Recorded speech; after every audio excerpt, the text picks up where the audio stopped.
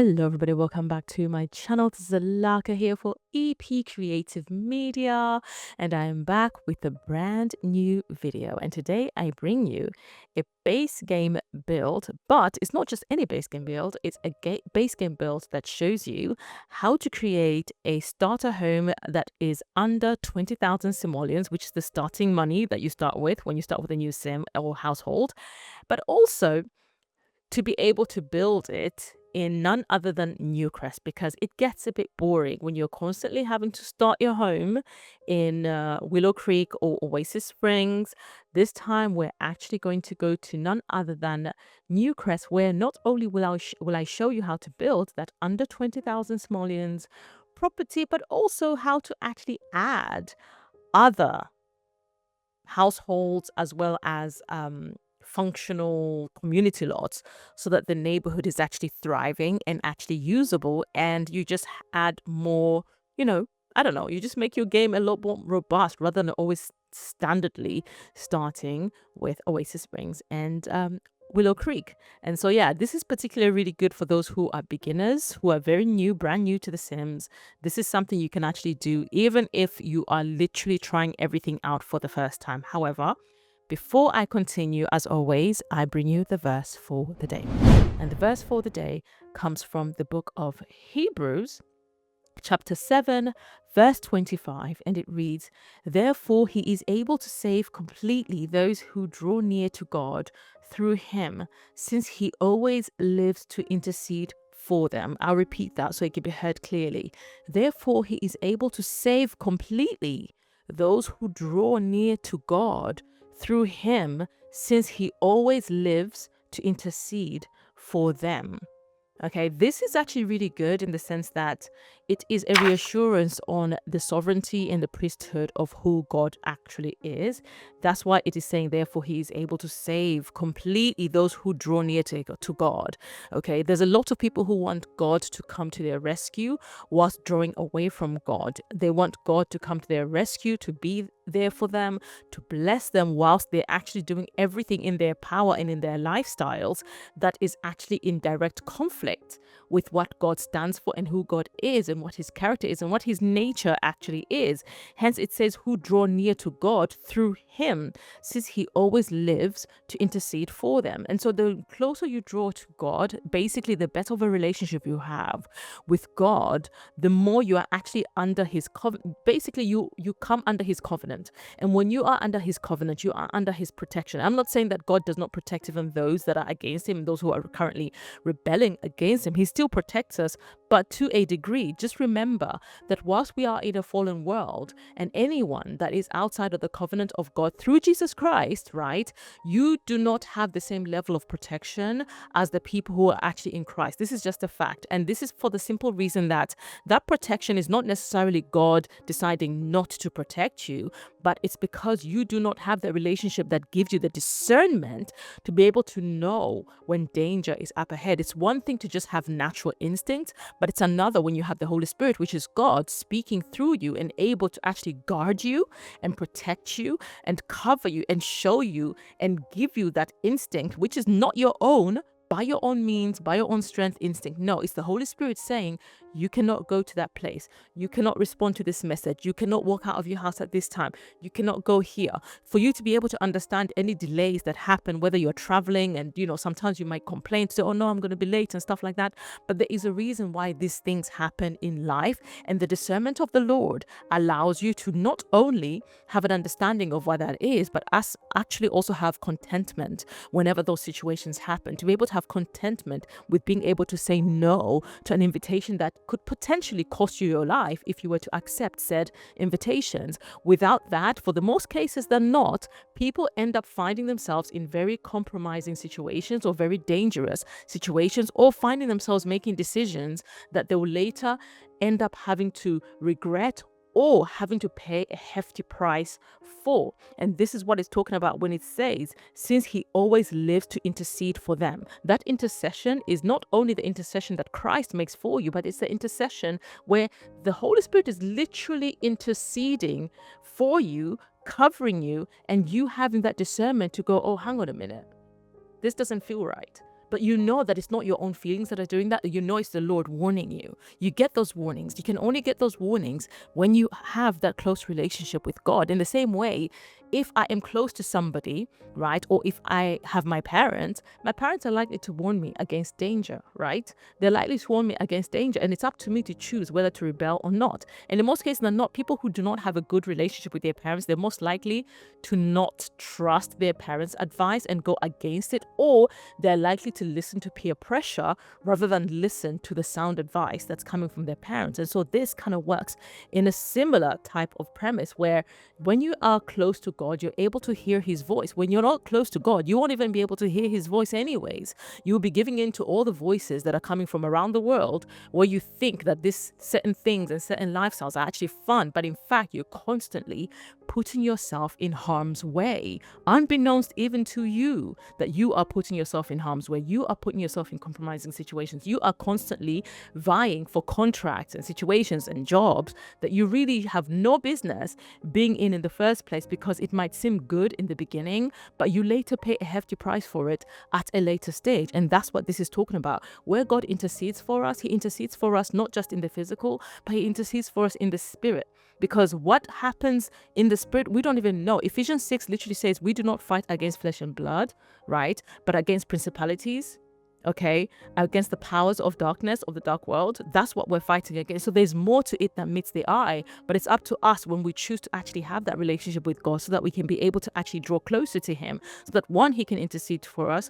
Two, he can give us the discernment to be able to know when he's guiding us, when he's telling us to go and when to stop, and when to not go, when to wait, etc. But anyways, that is the verse for the day, for you to just be watchful, draw closer to God, and you will actually live a life that actually has a peace that surpasses understanding. That peace is where you walk peaceably throughout, even through hard times, where you know that you've got the protection of God 24/7, even when you sometimes are doubting. Anyways, that is the verse for the day. I will now get on with the rest of the video. Okay, so as you can see on the screen right now, I have Layla Maddox. Layla Maddox is the sim we're going to be using, and I decided to start from the very end of Create a Sim because there's no point in going through CAS. This is a fully base game sim, by the way. Okay, I've already deactivated all the upper packs, so we're literally only going to have access to Willow Creek, Newcrest, and Oasis Springs. So I'm gonna click save and play, which obviously saves the home. Yes, I still have a little bit of CC in terms of like I've got better build by and tool, and then I've got the custom loading screen and the custom obviously cast background. But outside of that, literally there's no mods. Everything else is completely no CC, guys. Okay, and so as you know, when you start, okay, it gives you the options of this 3 worlds. Now here's the thing: if you are a brand new beginner to The Sims 4, what the game actually does is it points you to Willow Creek and to Oasis Springs, and it literally kind of creates this like icons where it forces you to kind of like check this out. And I noticed a lot of people tend to reject Oasis Springs because they look at it and they go, oh, it's a desert. But actually, if you try to move to this side of Oasis Springs, it's actually quite nice. There's greenery, yes, there's grass, and some people go, oh, but it's turf, what kind of thing, it's fake. But still, it looks beautiful, it's pretty, it's got a golf course and everything. It's actually really lovely. So do not discard Oasis Springs. Okay, this is for you brand new beginners who are starting to playing The Sims 4 for the first time. Please give Oasis Springs a try. Move to this area or move to this area. This area is the area that actually looks very desert-like, but actually this area and this area are actually not bad, particularly this area. So this plot of land is completely empty.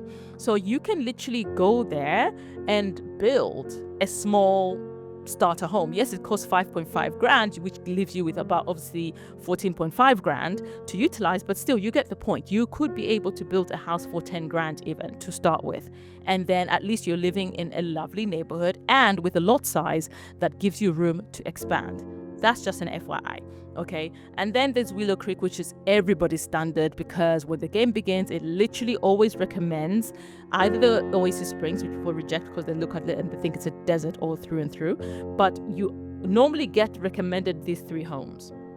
Okay, you normally get recommended these 3 homes, and again, I would recommend to at least do away with this because it honestly, it's become so mundane, it's become boring.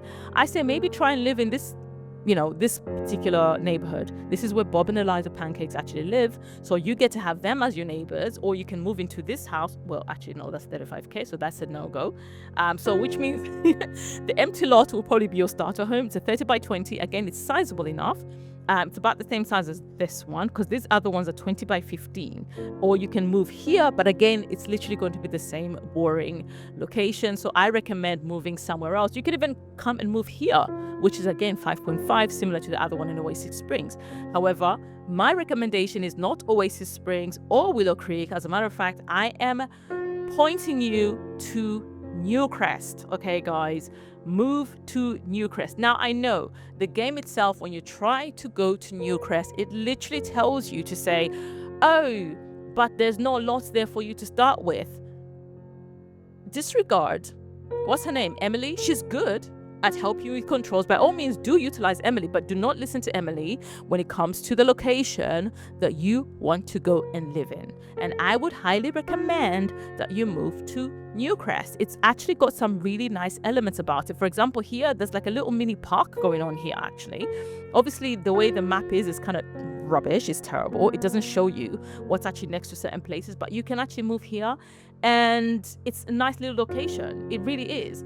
All the locations, honestly, in Newcrest are really, really nice. So I would say pick a lot that you think that you would actually like to live in and move there. So for all intents and purposes, for this tutorial, we are actually going to move into this Alphalt Abodes, okay, right next to their little park area. So it's going to cost her 2,000. Oh, she's got a lot of money.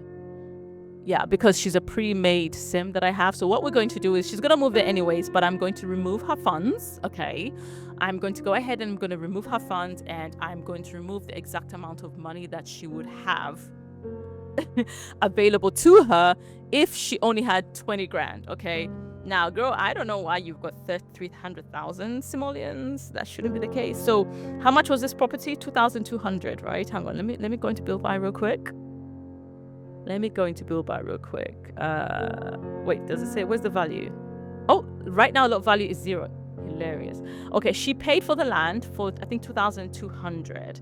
And so if it was 2,200, yes, I've got UI cheats on. I needed it because I figured that, well, just in case something like this happened, it kind of saves me. Yes, I could have used the money cheats too, which, by the way, I will show you, because for those who are on console and for those who do not use mods, obviously, I'm going to show you how to activate the cheats so that you can be able to do certain things, because we are, in order to actually make the house be under 20,000 simoleons, we are going to be utilizing a lot of debug items. Now, I've got Better Build Buy already installed, so I've got the automatic menu.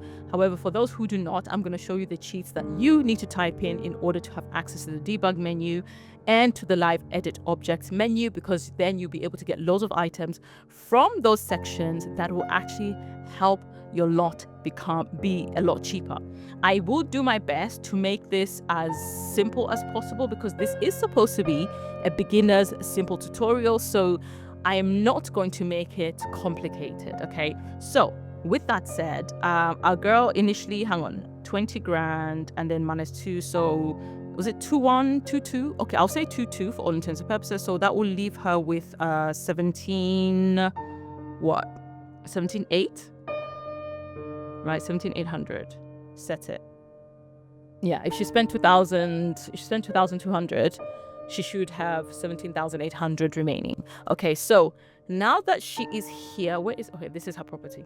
And as I was saying to you guys, first of all, this is actually a very nice neighborhood. As you can see, a tram drives by here, which is kind of cool.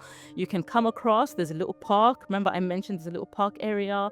There's a little kiddie area. So if your sim actually ends up having children, you don't even always have to travel all the way to the park in order for your sim's family to actually have a cute little place they can meet other sims, which I kind of like. And there's other areas as well in Newcrest that have got similar features to this, and it's got like an outdoor toilet, park benches, obviously all of this. And I think, can you fish on this side? Let me see, is this the side that you can fish, or is it the other one? I think it's the other one. Let me see, I'm just double checking. Is this Jeffrey Langrab? What are you doing all the way here? Okay, this one, no, this one you don't have fish. Oh wait, this is the other side. this is the other side. You can see there's another toilet out here. Benches and bins. Yeah, you can fish over here. Here you go.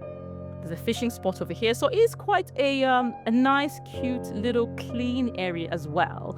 And again, it's got another section for a barbecue where you can chill with your family. So it's, like I said, really, really nice. So let's go back to our sim. Literally, you know what? I went all the way around this way, and the place is literally across this way. And the other place I went to was literally across. So there's a toilet there, public toilet, another one down here. So that kind of gives you an idea, you know, of how the location kind of looks. So with that said, let's just get right into it. So the cheats, let's start with the cheats. Even before, you can do it before or after you get into build mode, it doesn't matter. And so in order to activate the cheat, it's Control-Shift-C. So if you are on Mac, it's obviously Command-Shift-C. I will do my best in edit to see if I can be able to put the keys that you need if you're on console to activate. I'll see, God willing, I will remember to do that so I can put it up on the screen, because I do not know, I am not a console player at all. So therefore, I do not know the exact keys that you need in order to activate the cheats with console, but I should be able to locate them on the internet and place them onto the screen as I am talking about them. And so when you press Control-Shift-C or Command-Shift-C, you see this white bar kind of pop up. And when that pops up, now the first thing you need to do is type in testing cheats, all one word, okay, and then space, and then true, and enter. Testing cheats, true, enter, and then it literally tells you cheats are enabled. That's how you know that the cheats have been indeed enabled. So the first one I normally go to is bb.moveObjects, okay? So it's bb.moveObjects, make sure I've typed that correctly, objects, and then space and on. bb.moveObjects on, and then enter, and it tells you bb.moveObjects cheat is on. And then the next one I go with is what's the next one I normally go with? I go with show hidden objects, okay? Because this one is the one that enables for the debug items to actually show up. So show bb.show hidden objects, okay? And then I don't have to type space and then on. This one is literally bb.show hidden objects and then enter. Now this one, you do have to make sure that your spelling is correct, because it does not give you a notification to tell you whether it's on or not. You just have to know that you've typed it correctly. Hence, you have to double check your spelling for it to ensure that you've actually indeed gotten it correct. And then the next one is show live edit object. So bb.show live edit, okay, objects. So this one is the one that actually shows the items that are normally you'd find them outside of lots and in public areas, and you literally will never ever be able to find them in your normal build by items. So those are the live edit objects because they're in live mode, right? So bb.show live edit objects and press enter. This one doesn't, no, that one doesn't show either, because again, you have to make sure that you got the spelling correct. The one that does show is the one I'm about to do right now, is BB. This is to any locked item. So if there's any items that are locked that you also want to be able to place without having to earn them during live, you know, the live game, this is how you unlock this. So basically it's bb.ignore. It's a bit of a long one. So ignore gameplay. bb.ignore gameplay unlocks. Okay, entitlement. Yeah, it's a long one. bb.ignore gameplay unlocks entitlement, and then press enter. And this one actually gives you a notification saying ignore gameplay unlocks cheat is on. The others literally will not tell you whether they're on or not. You just have to make sure that you get the spelling correct and you press enter. And after you've done with all these cheats, you can press Control-Shift-C again to close the cheats menu. And now this has enabled for all the cheats to be available to me. That way I can go ahead into build mode. And when you go into build mode now, obviously, like I said, I do not want to make this complicated for the simple reason that this is for beginners. At the end of the day, I've already shown you how to do cheats, which some people can find quite overwhelming, right? And so once you click on build mode, which is, by the way, let me go back so you can see. Okay, you literally have to click on this. It's literally got a hammer and a, what's the other? A wrench, I suppose. It's a hammer and a wrench, yeah. And or press F2. It takes you straight into build mode when you click on that. And then as soon as this comes on, you've got quite a few options in order to choose objects, right? So when you come here, the objects that you'll see, you've got your inventory. So this is anything that you have maybe purchased or deleted, or actually not deleted, but you've just placed. Sometimes when you have something on top of another thing and you delete the thing at the bottom, the item on top of the cupboard or whatever will automatically place itself in your inventory. So if you see like an exclamation point of sorts, click on there and you'll be able to see anything that's in your inventory. But obviously there's nothing in the inventory right now. So we are going to go ahead and just go to the item. So you've got two options. Well, three technically, but let's do this first. You've got objects by room and objects by function. Objects by room is basically per room type: kitchen, bathroom, bedroom, living room, dining room, study, or I like to call it the office, the children's room or the kids' room, and then outdoors, okay? And for each one, you can literally pick an item that will actually give you the category, the list of items that are under that category. So for example, if you click on the stove, you see all the stoves that are available to you. You click on the cabinets, you see all the cabinets. You click on the counters, or the counters. Miscellaneous decorations, in most cases they're not with the miscellaneous decorations. You will see a bunch of stuff that's mostly in the kitchen. However, remember, I have activated, right?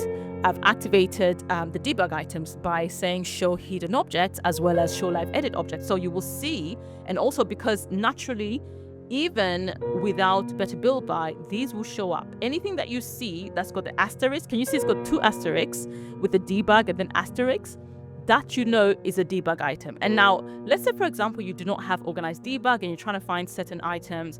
All you have to do is literally type the asterisk, literally, obviously shift and the number 8, asterisk, or I think you can find the asterisk if you've got the numlock as well. It's literally the star.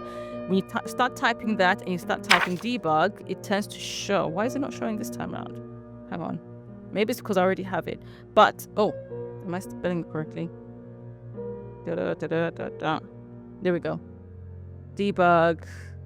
And when you do that, honestly, the debug items tend to show up. I don't know why mine is not showing up. It's likely because I have a debug menu because I've got better build by. So for those who do enjoy using mods, I do have a video which should show up right this moment where I do show you how to download ToolMod and better build by, which will bring you the automatic menu for debug and live edit, where you literally, when you activate organize debug, it allows you to organize the debug items, because the debug items naturally without the mod are not organized. You just have to do a lot of guesswork and just find them. But again, even if it's not showing in my particular game, guys, when you just type in the asterisk, there we go. This is what you see now, it's decided to show up. When you type in the asterisks, you should be able to see that and just click on it and it will bring the debug items. Now, sometimes you will see a long debug menu come up, and when you see that, you can choose each and it will bring up different items each time. So here it's saying stair railings. I don't know. Okay, there's a debug one. I don't know why, but you get the point. Okay, it will literally bring up a whole list, and this is for people who do not have the mod, by the way. So now you know, you literally just type in the asterisks, 2 asterisks, start typing the debug, and you will see the debug options actually start to show up. So yeah, that's kind of like how it works. So with that said, now that we are in this particular section, I might as well show you what's in this section, because remember, this is for beginners, right? So this particular section where you see the full house, it says build. The build, so when you hear the word where it says build by, you have 2 items. There's the build items and the buy items. The build items are the ones that help you create your infrastructure and your landscaping, okay? Whereas the buy items are literally, for the most part, furniture. Okay, those are the buy items, the things that go inside, and you know, you plop them around, you need to make the place look prettier, basically. And so that's why you get build by. I'm assuming that's been my theory on why it's called build by. It's never been explained to me. I just figured that must be it. But anyways, with that said, with the build section selected, you've got a number of things that you're looking at here, okay? You've got styled rooms. Now this, if you're honestly really like, oh, I'm really not sure how to go about doing this, you can download a pre-made room. Okay, you literally can download a pre-made room. You can either buy the whole room, and obviously, if you're trying to build a house for the first time, you do have to be very careful, because the costs do accumulate very, very quickly when you're trying to download the room. Bearing in mind that you might need a kitchen, a bathroom, a living room, and a bedroom, right? And maybe a bit of a front porch. By the time you do that, with each room being around 2003, somewhere there, like if I move to, this is the kitchen, let's say this kitchen, 2.6, 2.3 is the cheapest one. Bathroom, okay, 1.5. Bedroom, 1.6. Living room, 1.8. Okay, dining room if you decide to add one. But can you see how the money is accumulating, and you've got less than 20,000 simoleons? You're likely to lose a lot of it by the time you've plopped everything down. Okay, so this I would recommend maybe a last resort, especially if you really want to have more control in customizing your home. Okay, so I tend to skip this. This is always a backup because I have used pre-made rooms and then I've customized them myself. And so that is a backup. And another thing when it comes to pre-made rooms, by the way, for those who are curious, you saw that it was highlighting green in places. Well, when you click on a pre-made room, and maybe you do not like the entire room, but you like certain items in the room, you can literally go to them, and literally when you select an item, when you click on it, it will literally bring up the item, and you can basically put it down. If it's the rug, literally there. And you get to see how much it costs as well before you place it down. That way you know how much it's going to cost you, all the way to this. This is literally the wall. Well, obviously we don't have any walls to paint on, but you get the point of it, okay? So we're not going to do that, so we're going to close that. So the other items that you'll find in the build section, okay, you've got the floors and ceilings, okay? You've got the walls. So the paintings, the wall basically, and the flooring is all here, including the ceilings, by the way. So it's all here. This is the foundation. So if you've got a foundation that you've created, this is if you've elevated the house a little bit, this is where all the foundations are. And then when you click on walls and empty rooms, literally when you click on that deck, it brings up the wall. So this is when you want to get started creating a wall. This is basically when you're creating like a single wall, a full wall, and you can honestly, some of them are self-explanatory, if I'm going to be honest, in what you can decide to use. The ones that are like this is like literally a platform too. So these ones with the dotted lines are platforms. So when you create them, you literally will get a platform. Let me just demonstrate. If I put this down, you can see it's already elevated. Hence, it's saying platform. So I'm going to undo that. Okay, so that's just to give you an idea. And the platforms, by the way, if you notice, I think only certain amounts of them don't cost money. But after a while, they do cost you money. So just be watchful of what costs and what doesn't cost, okay? And then with the walls and empty rooms, you've got the half walls. Half walls are the ones basically if you want to create a wall that's kind of like, obviously, a half wall, like duh. So you can go for the full wall where you can literally that. And yes, it costs money. You see, that just cost me 240 simoleons. And then if I want to go for a half wall, I can literally just do that. And you can even place a half wall on top of a full wall in order to make it shorter. So that kind of gives you an idea. But I'm going to go ahead and undo all of this because we're not started just as yet, right? And then the other items that you find in this particular section, apart from the foundation section, is half wall trims, which after you've placed a half wall, obviously you want to decorate the top of it, and platform trims. So basically when something's got a platform, you've got the platform option. This is where the trims for the platforms are. Other items are available. Obviously, you've got doors, okay?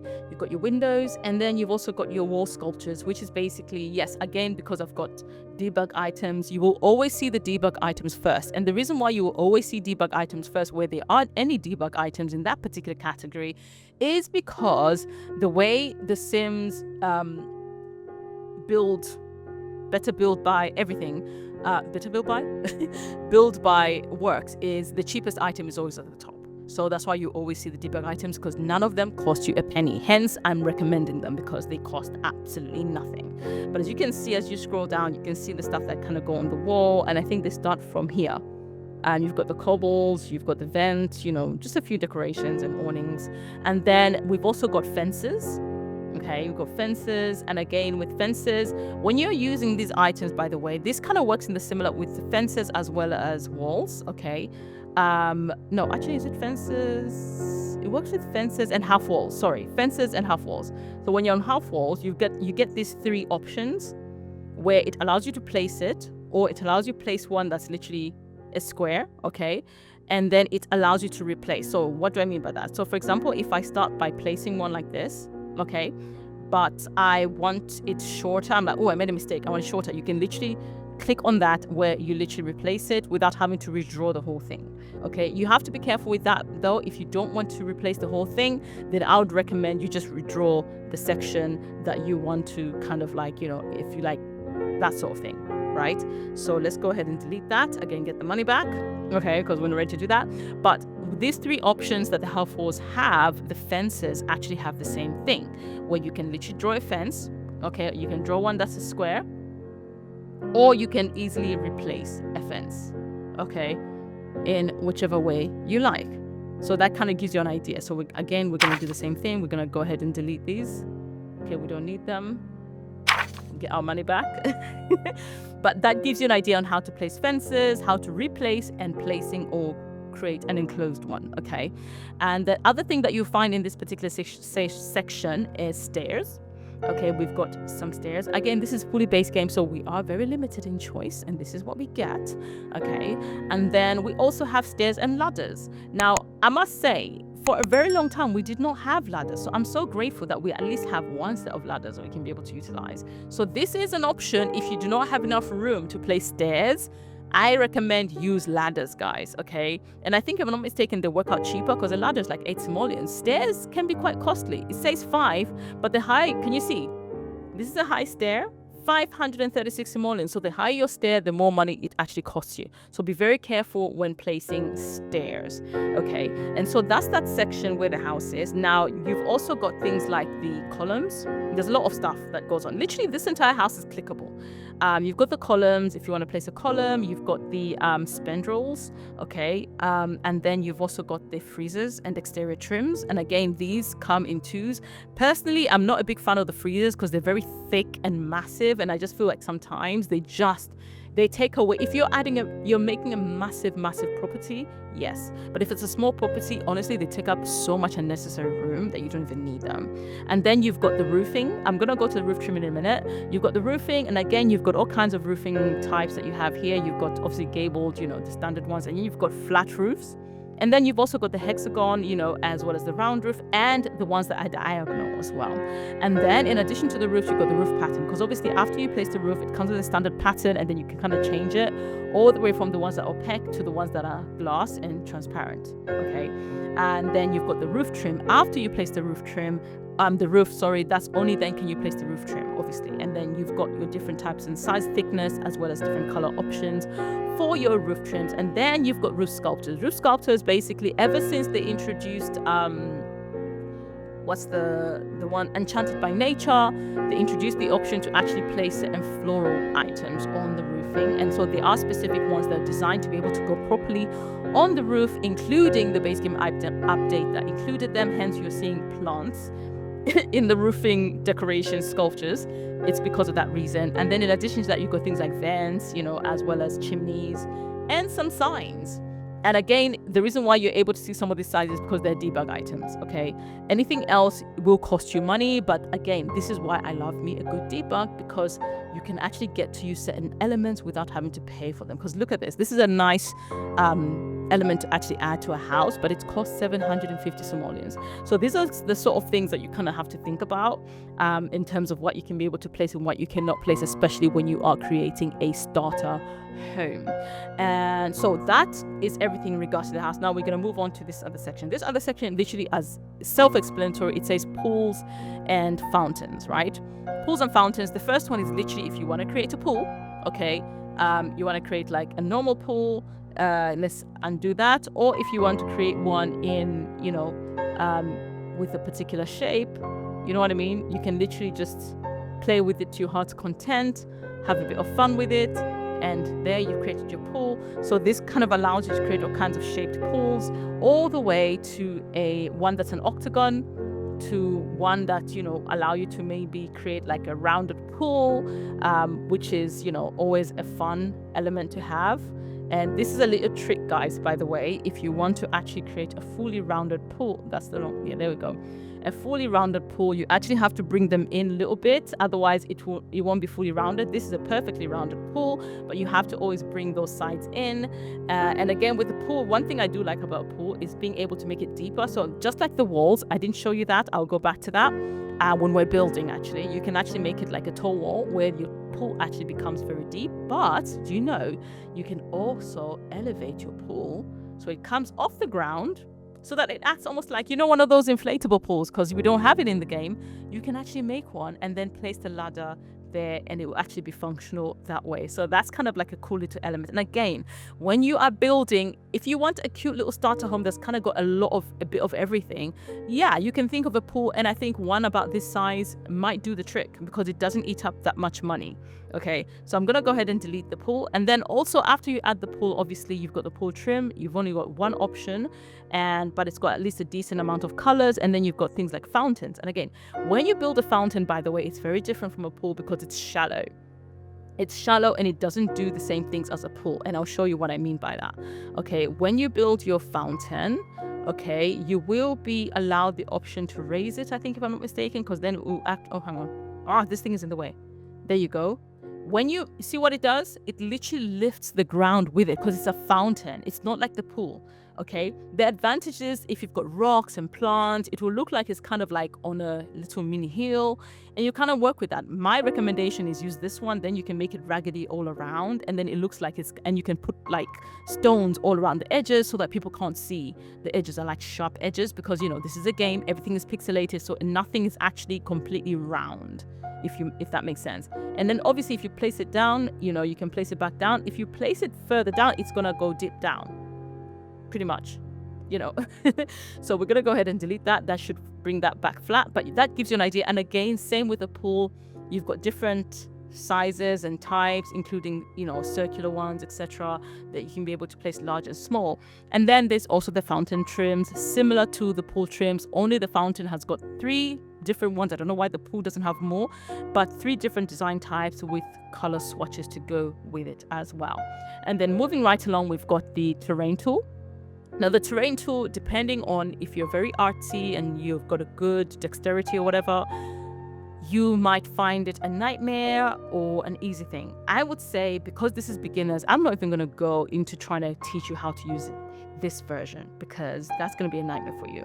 What I will do, though, is just using the paint tool, just this one, and these options here.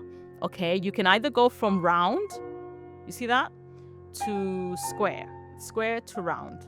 Okay, now this is massive, right? So literally using the bracket keys, guys, up and down. Okay, this is what sizes things up and down as well when you're building, which I'll probably show you when I'm showing you the house.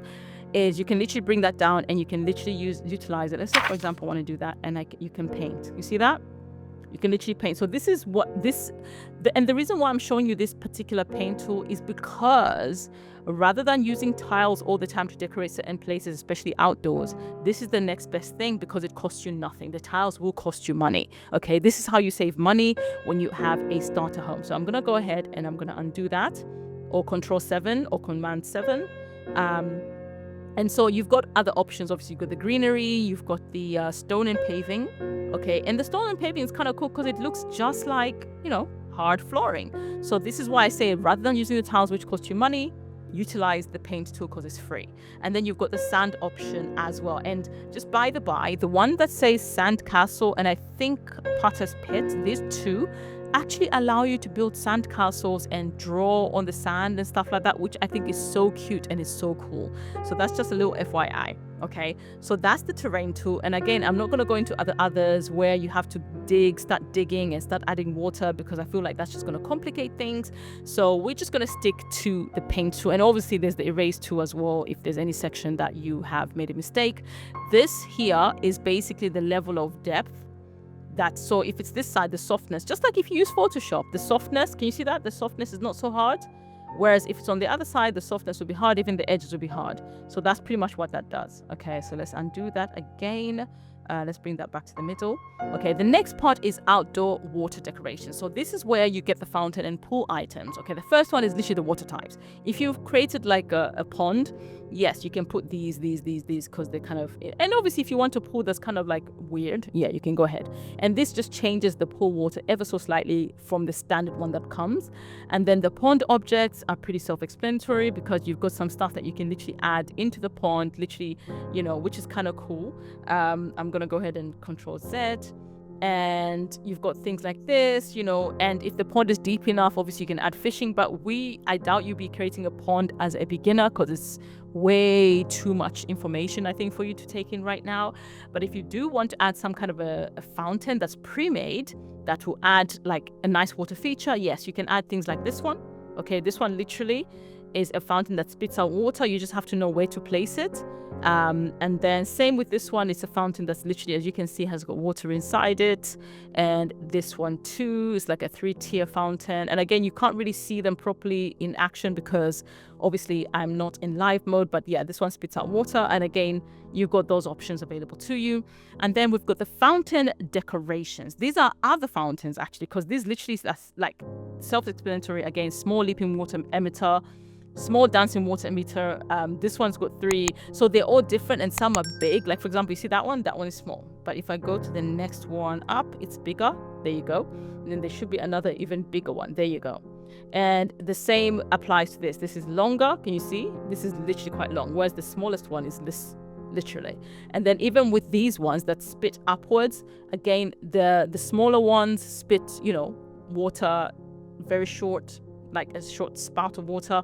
And then the other ones, obviously, it's a lot higher that the water goes. And then we've got things like these decorations and the lights. These go inside the swimming pool. This goes to the base of the swimming pool, the small one.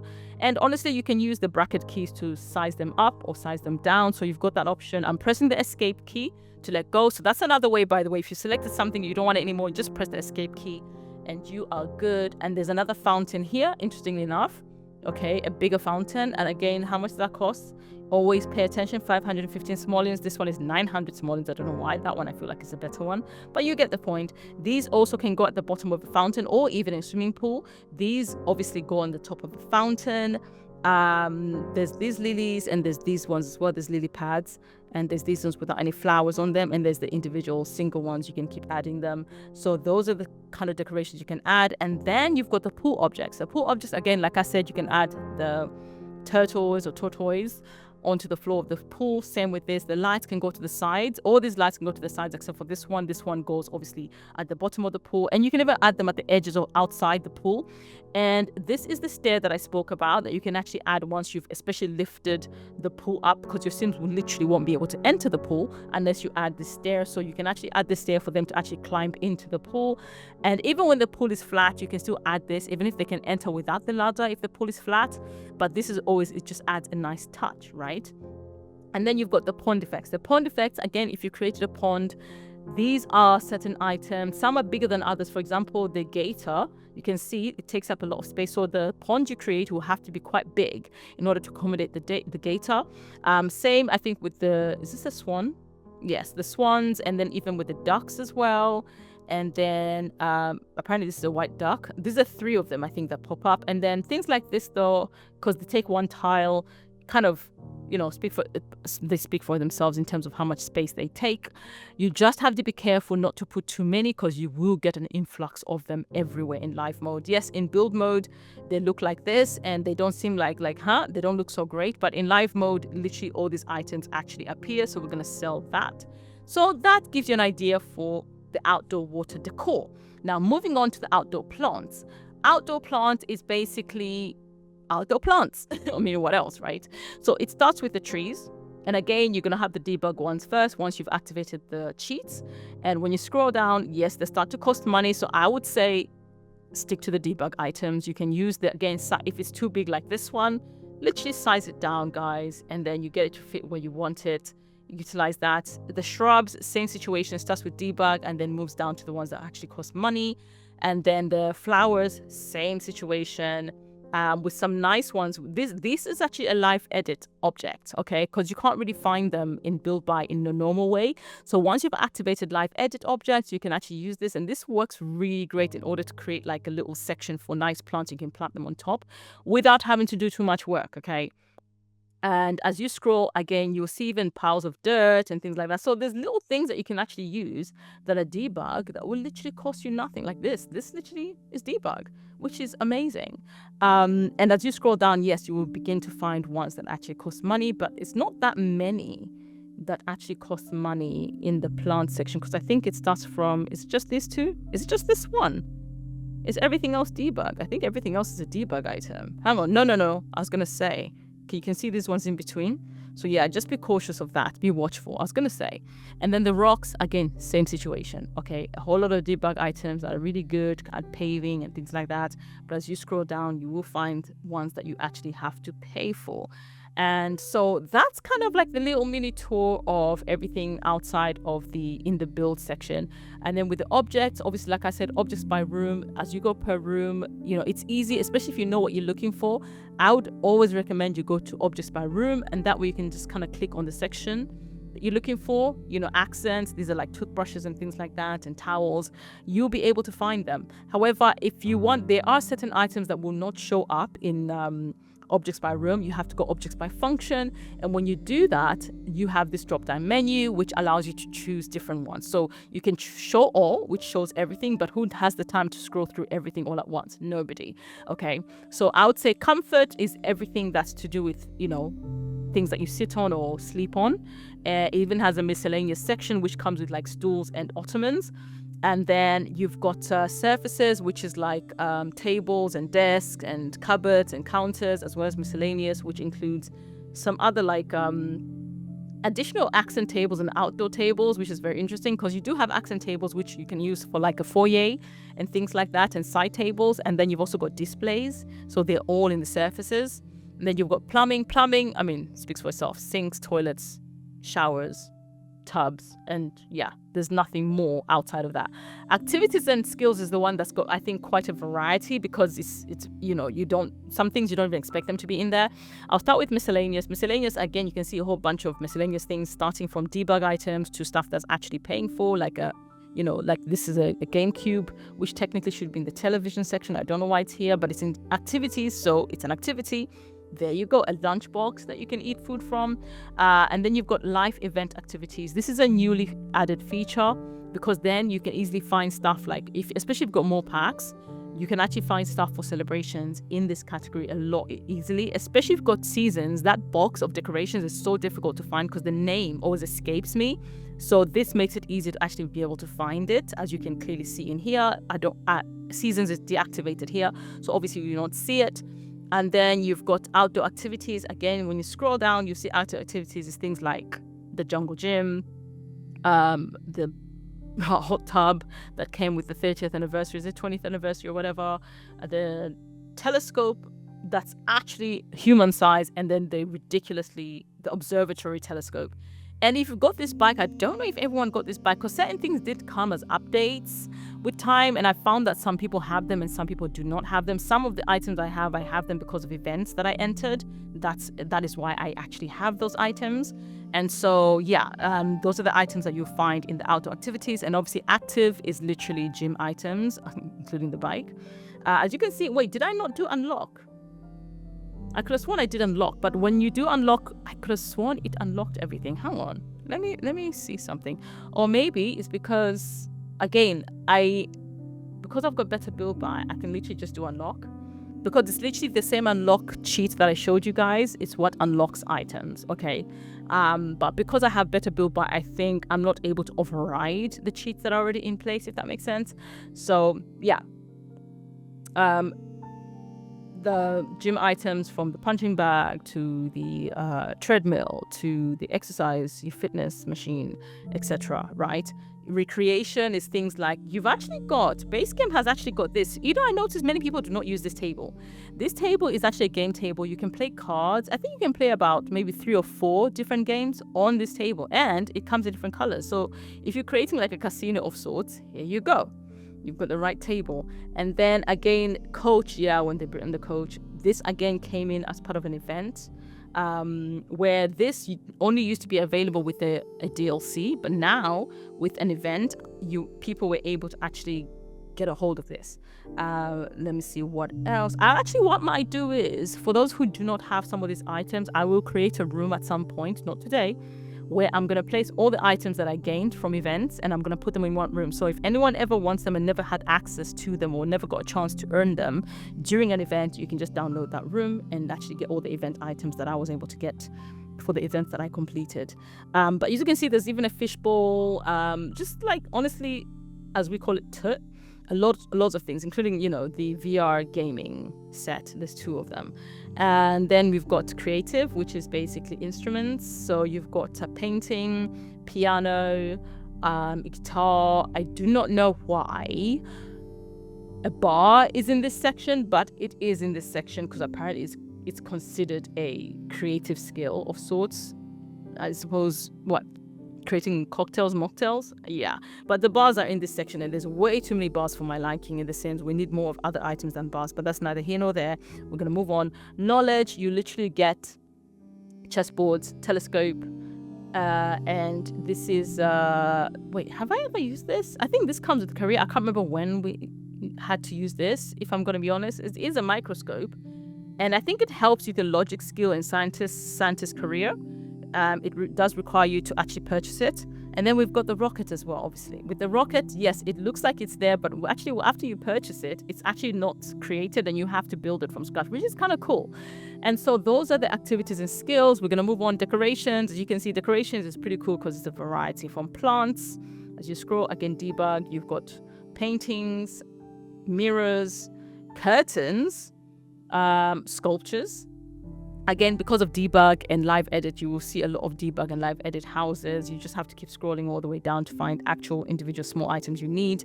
And then you've got ceiling decorations, which comes with ceiling fans, and then other items that actually go in the kitchen. So there's the kitchen hood, as well as the pots and pans that go to the ceiling, and then even the toys for the kids. Okay, and then we've got the rugs, obviously.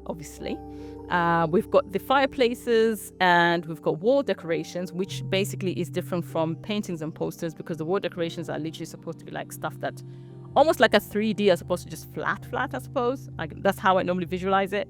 And then you've got clutter. These are bits and pieces that you just want to make it look like the house is actually lived in, which includes things like a phone, which I got this phone again through an event, and through that one too. And there's another one that actually goes on the wall. I think that one may be on wall decorations, perhaps. Did I see it there? Yeah, there it is. So yeah, I would have thought we would have done clutter, but here we are. Including stuff that in the kitchen for like spices, painting stuff. So a variety of cute things that you can actually utilize. And then you've also got miscellaneous. Miscellaneous is a bunch of other things, obviously. And this miscellaneous is also always quite good at basically providing you with a whole lot of items that you can actually be able to, again, make the house. Like, for example, this. Right? It's a garage door. Now, normally people think you only get this with city living. But I discovered through my own gameplay that I actually can get a garage door.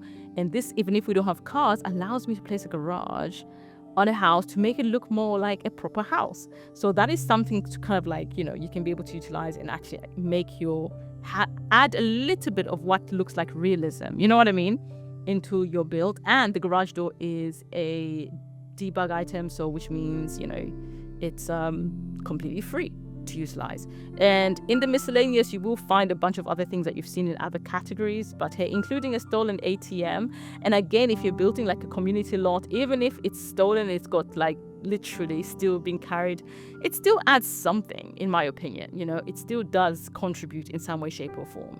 That's how I tend to see it. And so moving on from the decorations, we've got the kids items, which obviously kids decorations, the furniture, the beddings, the toys, the kids activities, which is things like this, their own television, science, table, crafting activity table, and then infant and toddler toys, and then miscellaneous, which is obviously this again came with the slide, it came with an event, and then this is their homework actually, and then there's things like this. These ones obviously I wouldn't really recommend you put them in a house because they take up so much space. Okay, and they do cost quite a penny. This is 12 grand for this one. So just be cautious of that. Moving on from the kids, we've got lighting. Obviously, we're going to have table lamps, floor lamps, outdoors, which starts from debug. By the way, if you have any debug lighting, do not use them in the house or outdoors if you want them to actually work, because only the ones that you pay for actually function. I found that the hard way. Wall lights, again, I think there's no debug ones here. And then you've got ceiling lamps, as well as miscellaneous, which is things like this. I've never really used this, but they're there if you ever need them. And again, a bunch of other miscellaneous, like the candelabras, things like the Christmas tree. And again, this came with I think this is a free DLC of sorts that comes for everybody. You just have to activate it after you sign up for something, or mailing list or something like that. I can't remember. But that's the lighting. And then electronics, we've got the television, we've got computers, we've got radio, we've got alarms, which basically you've got, this is the fire alarm. This is the one that obviously the burglar alarm, and this one is actually the it says fire prevention system, but it's actually like a sprinkler system. So you place it outside your property, and when your house catches fire, whilst your sim is screaming and panicking, it actually sprinkles water all over the house and it stops the fire from getting worse. So it's kind of good that way. And then you've got obviously miscellaneous stuff like wall clocks.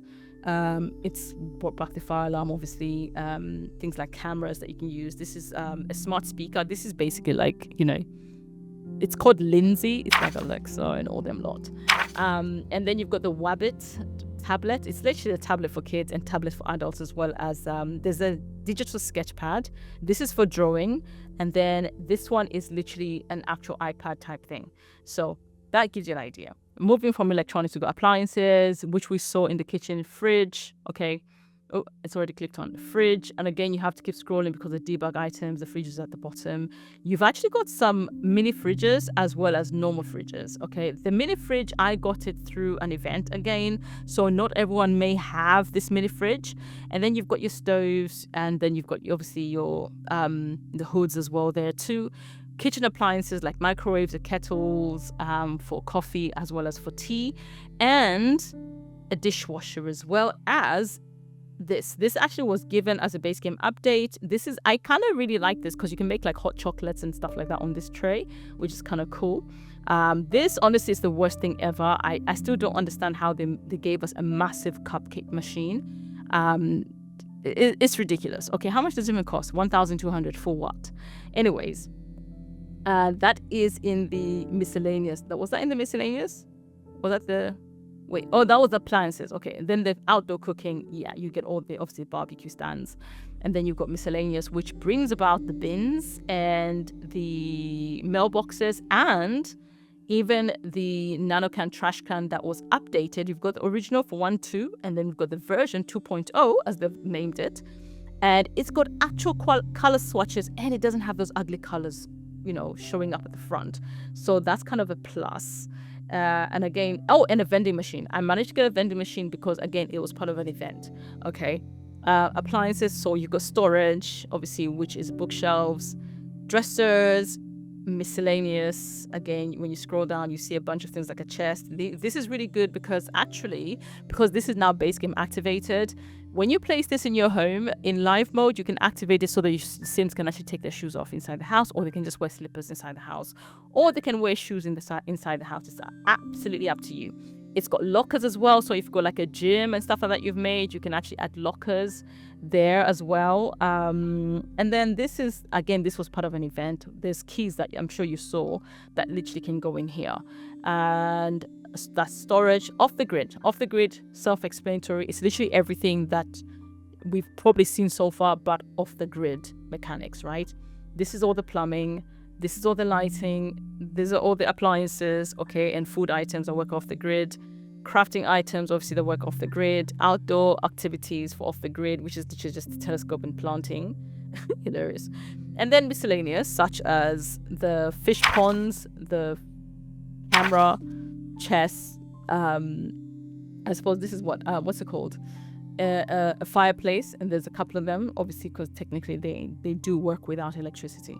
So that is the off-the-grid stuff. Water features, we've literally already seen that, so I don't even have to show you that because it's had its own category in the other part. And then that brings me to the debug items, which again, you will not get a debug or live edit drop-down menu option if you do not have Better Build by Mod. Okay, I repeat, without Better Build by Mod, please do not expect to see this option or this option available to you, including, I think, even the favorites, because the favorites one is basically a something that's only available again with Better Build by, because when you click, it allows you to basically show info panel, disable swatch. No. So basically, it allows you to place something as a favorite, but I always forget how to is not, hang on, this object will not save to the gallery unless organized debug is enabled when uploaded. There we go.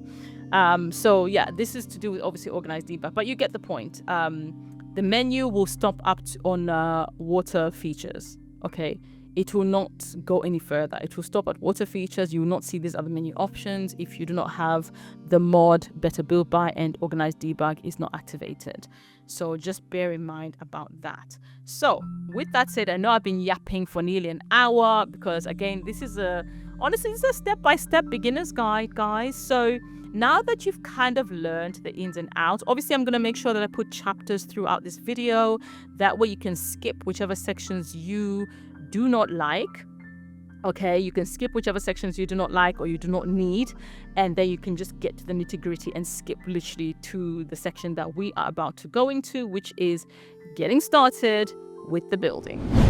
Okay, so now to get started, I would say you need to have a rough idea, obviously, of what type of a house that you want to build. This one obviously will have to be this way long because this is front facing is this way, right? So I would say in terms of trying to build a starter home, okay, for pretty much this much money, hopefully maybe let's see if we can keep between 10 to 15 grand, because normally even when you purchase a house that's already there, you get left with a few thousand and that's it, and then you simply have to find a job, or you can do the manage cheats, whichever way. But this obviously is beginners for those who do not want to use the cheats, right? So I would start with that one, okay? And looking at the way the whole section is, you want to have a nice front porch section, and then you do want to have a bit of a backyard, right? Bearing in mind, again, the more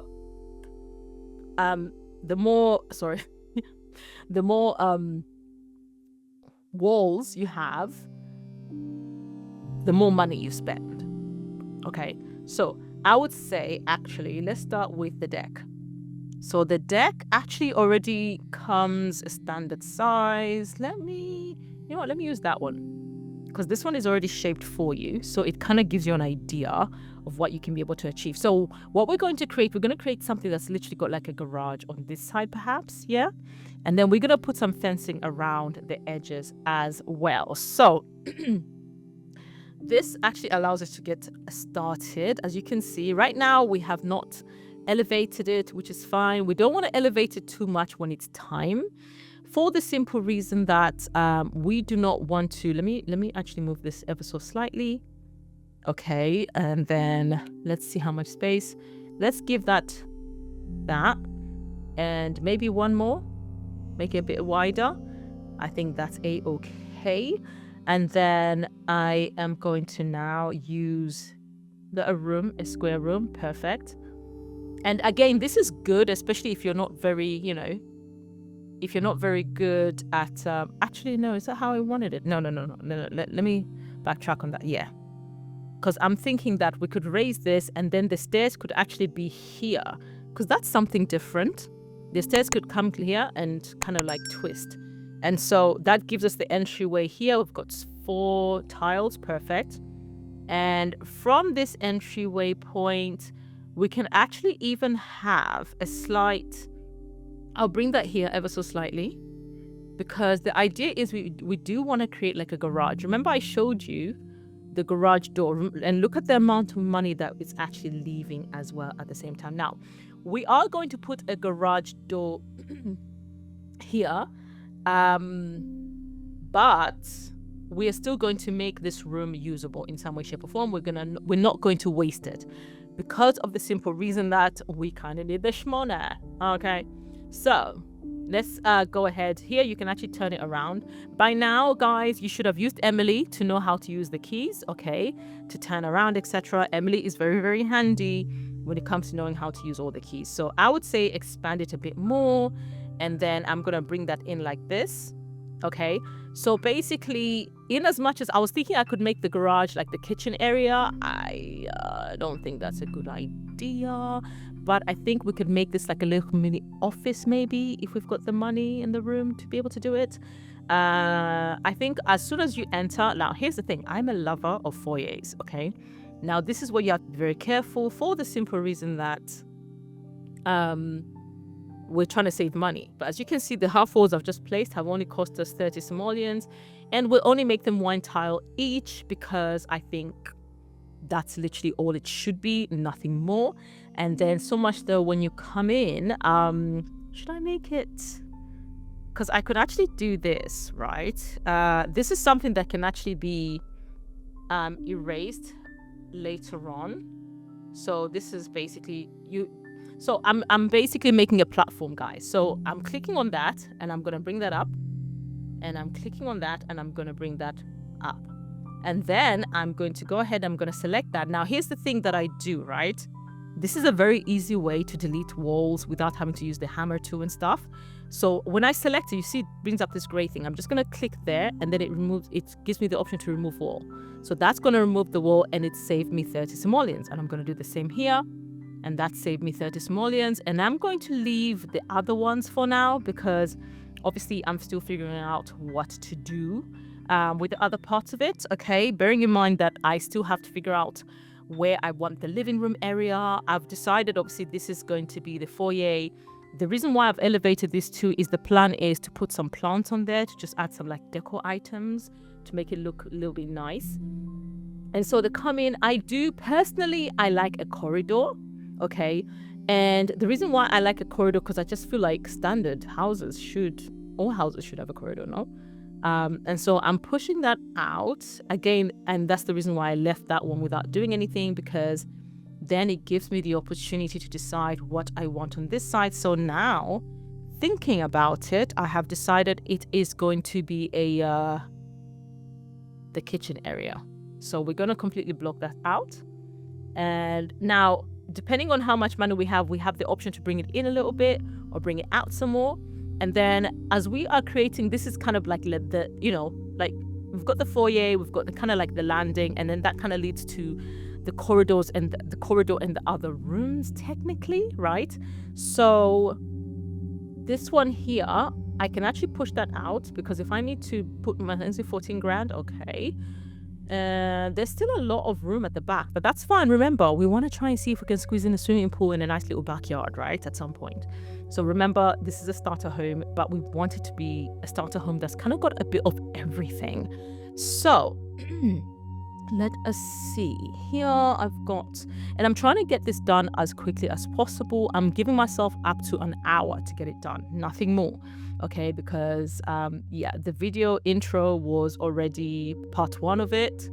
Of the video was a bit long doing the whole introduction, so half of it has to be obviously doing the build. But let me stop yapping and let me get crack-a-lackin'.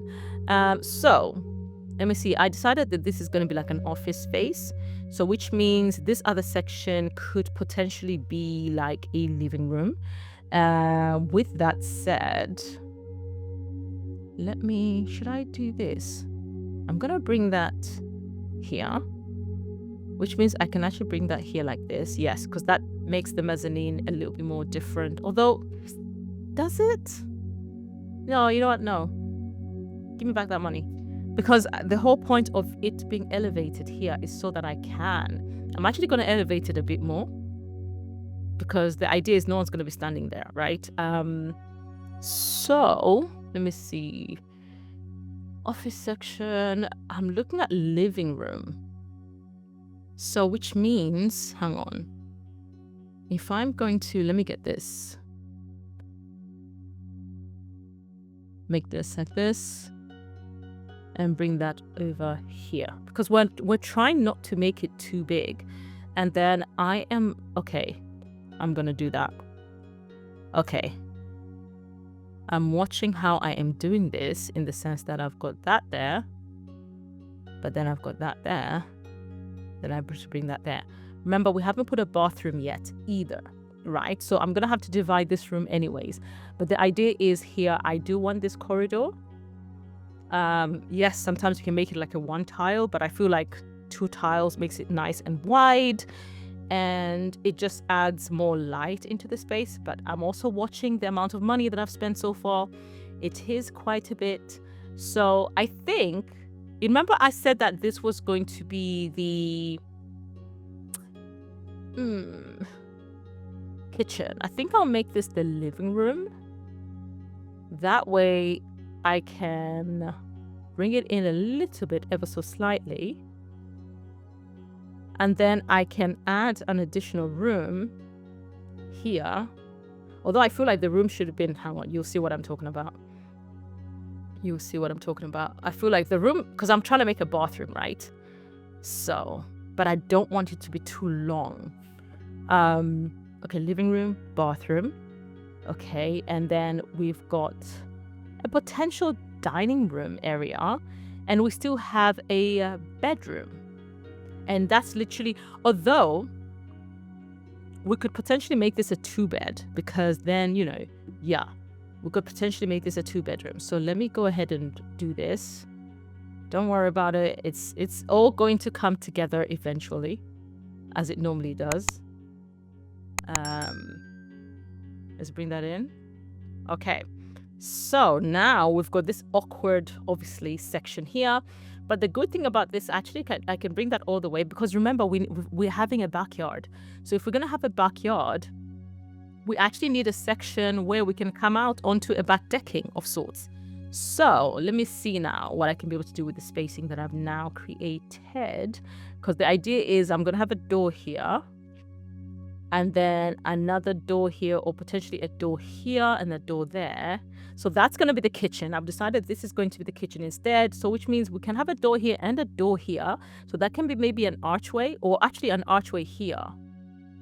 Although if I make this the kitchen, this could be potentially the dining. But if I'm going to have a garage door there, it kind of defeats the purpose, because then I can actually turn this into a proper garage then. And I can put some tools. So that's an option. If that's a living room, that's the thingy, that could be the bedroom. If that's the living room, I could make it an open plan, because there is enough space, to be honest. I could make this an open plan living room, dining. So the dining section can be here. The living room section can be here. So in order for this to work, maybe let me do this. Give it the space that it actually needs, and then bring that forward. You come this way. And then this is still remains a bedroom. And then this is another bedroom. Let me look at how much money I've got left. This can be like a smaller bedroom. So let me bring that in. Okay. Yep, that works for me. Let me see, space-wise. Do I want to... Do you know what? I'm actually going to make this... there. That way it's a nice... Yep, it even gave us a little bit of money. Yeah, it's a corridor that kind of zigzags, but I'm actually okay with that. So now we're actually going to take a decking that we are going to place out here. And I'm actually going to leave that one to be...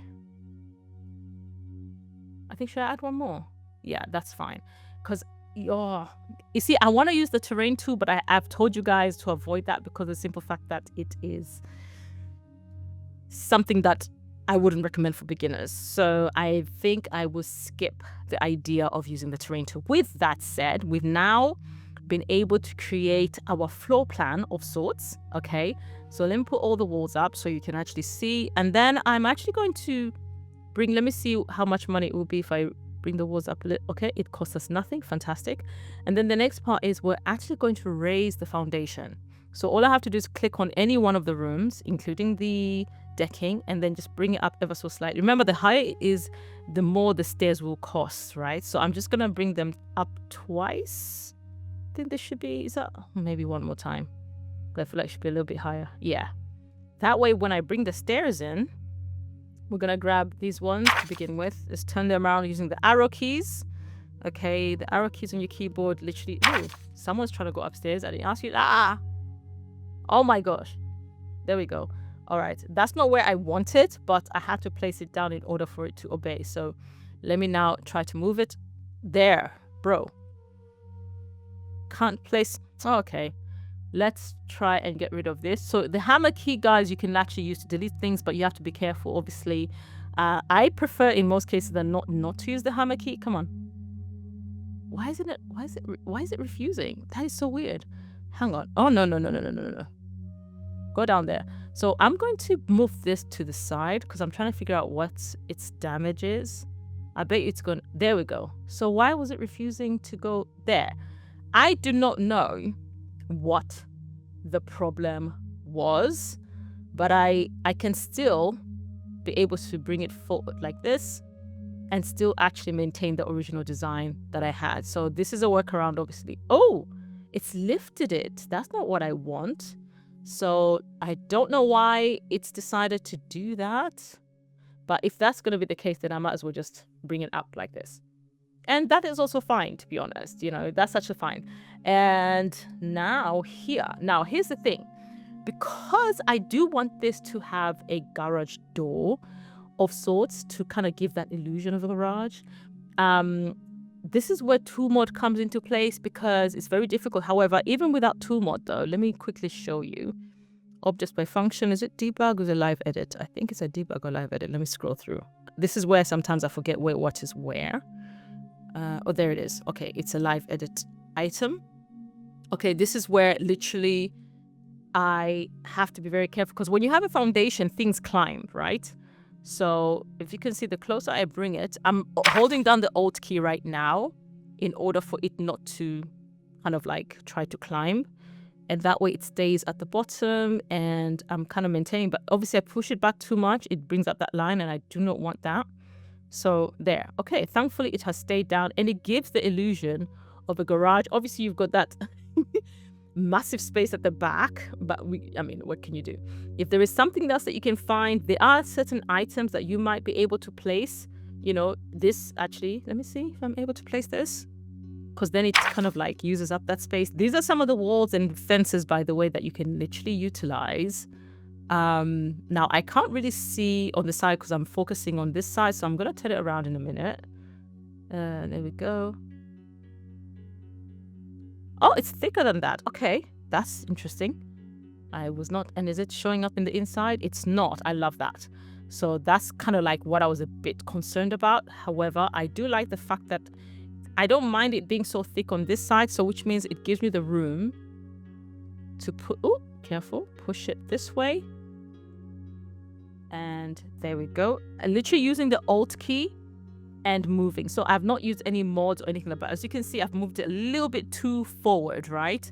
So now I am gonna try, whilst holding the Alt key first, then select it, because otherwise it will literally try to jump around. I'm gonna move it back because we do want the garage door to show. Now here, in order to kind of like avoid this mess that's going on, this is where things like columns can come into place. Now in this section, we do have this. You can either choose a column that you pay for, or you can choose the free version, which literally we can just bring that up like this. Okay. And then get another one and bring it up right there. But before you even place it accurately, press Control and 9 whilst you're grabbing it with the mouse on one hand. The other hand, Control 9 and start raising it up. And you raise it all the way up until the green kind of goes right at the top of it, or even slightly at the bottom. So Control 0 to bring it back down, and slide it whilst pressing the Alt key, where you literally place it in the exact position. Oh, and is that exact? Looks like it is kind of, sort of. Yeah. So, and then as of the top section, don't worry too much about this yet. And again, if it's too much, you can literally press the Alt key, right? Bring it back down, because it's going to try and obviously stick. And then I'm going to press Control 0 to bring it back down if I don't want it to protrude. And I'm using the grid lines to actually see how much of it is actually, you know, further down. So I think this should suffice because I'm going to put a roofing anyways. So now I need to get it to fit. Yes, a bit further away from my eyes, but I can still see. And there. And then you can literally go ahead and actually do the same, to be honest. If you want it to match, you can apply the same thing on this side. The only annoying thing is, have you seen how it's jumping? I hate that so much about this. That is one thing I despise about this game, where things clip so quickly. However, whilst holding the Alt key, you can be able to get away with doing the same thing that you did. And there. And then I'm going to do the same thing again. And this time I'm going to raise it. And I'm going to obviously have it stop at the same position as the one. Oh, why is it? going down. That's interesting. So now, because it's doing that, I'm going to have to use Control 9. Oh my gosh, that's annoying. It's literally jumping. But this is where I suppose a lot of patience. You know what? Stop it. Stop it. Hang on, let me do that. There we go. There we go. That should, when I place it there, that should be on the exact height. Yes. There you go. And now, even if it's a little bit off, after we fine-tune everything else, hang on, I'm just trying to see. It seems the way this one has been placed, it kind of comes over it a little bit. Have you noticed that? So then press the Alt key here and then just try to place it. So it basically has come on a section almost like this. It's weird. It's at the end, but it's at the beginning. You know what? I'm going to press Escape. I'm going to put it back. I'm going to leave it where it is because once I finish painting and adding all the other bits and pieces, it will all come together. Now, yes, I haven't gone into the house to add anything yet.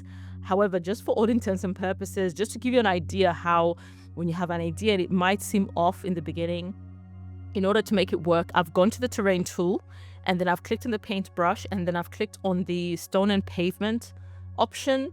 And I am going to utilize, let me see, I'll utilize this one. I'm going to get the square. I'm going to use the bracket key to go downwards. And it's in the middle, so that should be fine. And then I'm going to just like paint. I'm going to paint this all the way. And then I can always change it. You know, here's the thing. You don't have to do the exact way that I've done it. You can literally change it depending on your aesthetic style that you're going for. But for now, just to kind of give it the feel, like to give it that realism. Can you see? It literally, obviously the whole thing is not complete. It's nowhere near complete, but you can see what the vision is, right? So I'm just going to do this really quickly. Oh, go down. There we go. Okay, so it's 2 doors that I'm looking for here. So I'm going to put all the walls up. And here, guys, this is where you put all the walls up and down, etc. 2 doors. So we're 21 minutes in and we still haven't done much. And I've gave myself an hour. Now, how many? Okay. Oh, this is a nice. Is this new? This door is actually quite nice. Wait, how much is it though? 50 simoleons. There you go. This is actually a very nice door. And it's got some good swatches depending on the color house that you choose. For now, we're just going to place the white one. It's honestly so perfect. It is so perfect. Now, here's the thing. I really hate this mailbox. So what I tend to do is I go to the outdoor section, and when you click on the bin section within the objects by room, that's where all the mailboxes are as well. And you'll find that within the mailboxes, there are other options of other mailboxes. This one I recently got from an event, but that's not the one I want. I don't like this one. I don't like this one very much either. I mean, it's the best one out of the other standing ones, but there is this one as well. Okay. So you have an option, and if you go better build by, it will actually give you swatches. I think oh yeah, the swatches show up here too. So you can literally choose a color. And for me, I would rather I just put the mailbox there, and it actually is functional, and it saves you having to keep this ugly little one in your game. You know what I mean? And then with this, basically, you end up putting things like, because obviously it's always near the garage or somewhere there, you can literally get an outdoor bin. Now, this is a bin that is debug. It might not function. So when it comes to certain items, even if I can get them as debug, if I do get them as debug and they're normally supposed to be functional, I use them as decor items as opposed to items I expect to function. So in terms of a home, normally you're not going to find this bin or this bin. You're going to find either one of these. So I'm going to choose obviously the cheaper one of the both, because that's literally 100 simoleons more. And the wheeler bin, okay. And I'm just going to go ahead and place the wheeler bin right there for now. And we're going to work with that later on when we add some greenage and, more landscaping. But this, obviously, ladies and gentlemen, gives you a rough idea of how you can go about. And obviously here we do also want some stairs. So we're going to go back, collect the stairs. And I'm going to make the stairs this way, to be honest, because I feel like this is the better choice for this particular one. And then I'm going to go ahead and I'm going to delete that so that Sims can come out. And I am going to go ahead and add a railing. So I'm going to the cheapest one so far. Okay, like everything else right now is literally the cheapest version, because we are trying to make sure that the house is obviously affordable, right? So we need a back door as well. So in terms of a back door, we can have a medium height one. So this can actually work, although I really hate that door. What's the pricing on these doors? 200, hang on. Because you saw how the first door was literally 50 simoleons, and we're trying to recreate that. This is actually, wait, is this like a HBD interior? When did these HBD doors come in? It's the HBD, this is an interior door. Cap library, oh, I love that. Oh, I love that. This kind of came with an event as well, but let's try and find another door. Okay, what's the pricing? 160. How are we gonna skip from 50? Let's try and find one that's within the price range we're after. I mean, this glass door is fine, but do we really want this one? We might have no choice. I mean, there's these, but I'm not a fan of these really, to be honest. I remember using this, to be honest, the first time I was still like new to the game. These are fiberglass. This look like literally they belong. If this is interior, I don't want a panel door. Yeah, how much is that? 90 simoleons. Wait, how much is this one that oh, did I reach 100? Lord have mercy. Do you know what? I'm gonna choose the glass door. What's this one? Is there any pretty looking versions of this? No. So I will actually pick the glass door. I'll put it right bang in the middle. I will change the color accordingly as we go, but at least it's a little something, right? All right. Moving right along. All right, so now that we have established something, now here we can choose to either completely get rid of this so that we don't have like this closed off section. I think I will actually, because we are trying to save money. Okay, we're trying to save money. See, 120 simoleons right there given back to us. So we've got a nice foyer section, which we love. And we've got a nice like wide corridor that kind of like thins out a little bit, and then it goes to the back. And I kind of like this is something different to have a bit of a zigzag situation. So what we're going to do next, guys, we're going to focus on adding doors. So let's go ahead and add doors, because once we add other doors, this will take away one particular cost. And then after we add the doors, I think we're gonna get, let me map out how we're gonna move. Doors, then kitchen. And then after kitchen, we're going to go to the living room. After living room, we're going to go to the bathroom. After bathroom, we're going to go to the spare room. Now, here's the thing. The bathroom and the spare room are literally the same size. I feel like the bathroom should be like this. I'm surprised it didn't save any money. So which means I can actually bring this like this. Okay, I can. Now, should I make the bedroom like this? I don't know. I mean, it doesn't have to be a massive bedroom, so it will, honestly, I think it will survive being the way it is. She says with a question mark. I'm thinking.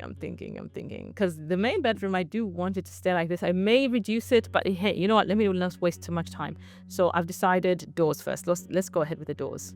Let's go ahead and add the doors. Now, my favorite door, to be honest, is this one. This is always my go-to door because it's not a bad looking door. Doesn't have that many swatches, but I do like it's got some decent design options. So in this case, we are putting that one there.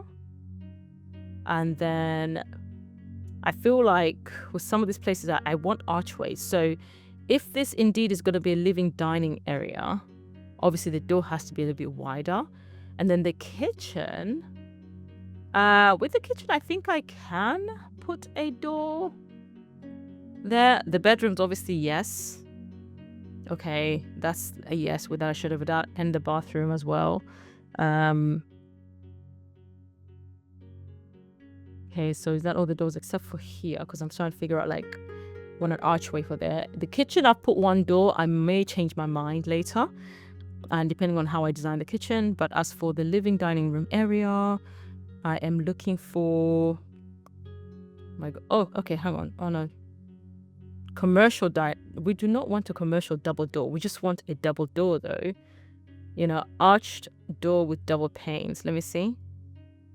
That looks like it's a front door though. So does that, to be honest. How much is that? $440. My goodness. Why don't we play now? Okay, here we go. Now we're talking. Now we are talking. See, this kind of matches the aesthetic that's already there, but it's a double door version. And this is roughly what I was kind of looking for, to be honest, for here at the back. Because I feel like, you know, even if, yeah, this is roughly what I was looking for, to be honest. To have something like this. Although the color options are not many, but this is going to have to do. I do like the look of that. And it's 50 simoleons. Hello? The rest are like ridiculously priced. Like you go any further, literally it's only in between here you find everything else just decides to skip. So we're not even going to bother going there. Okay, so with this one, I think there's a chance that maybe I may increase it like this. Okay, it takes 120 simoleons. Okay. But at least it makes the bedroom a little bigger. Okay, so kitchen, right? We decided on the kitchen. So whilst we're watching, we've got 10 grand. We've used up how much? 7 grand for just the walls, which is still not bad because we've at least, you know, worst case scenario, your sim still has somewhere to literally put their head in, or shelter of sorts. Shelter of sorts. So let's start with the cabinet. So actually, you know what? No, let me start with the stove.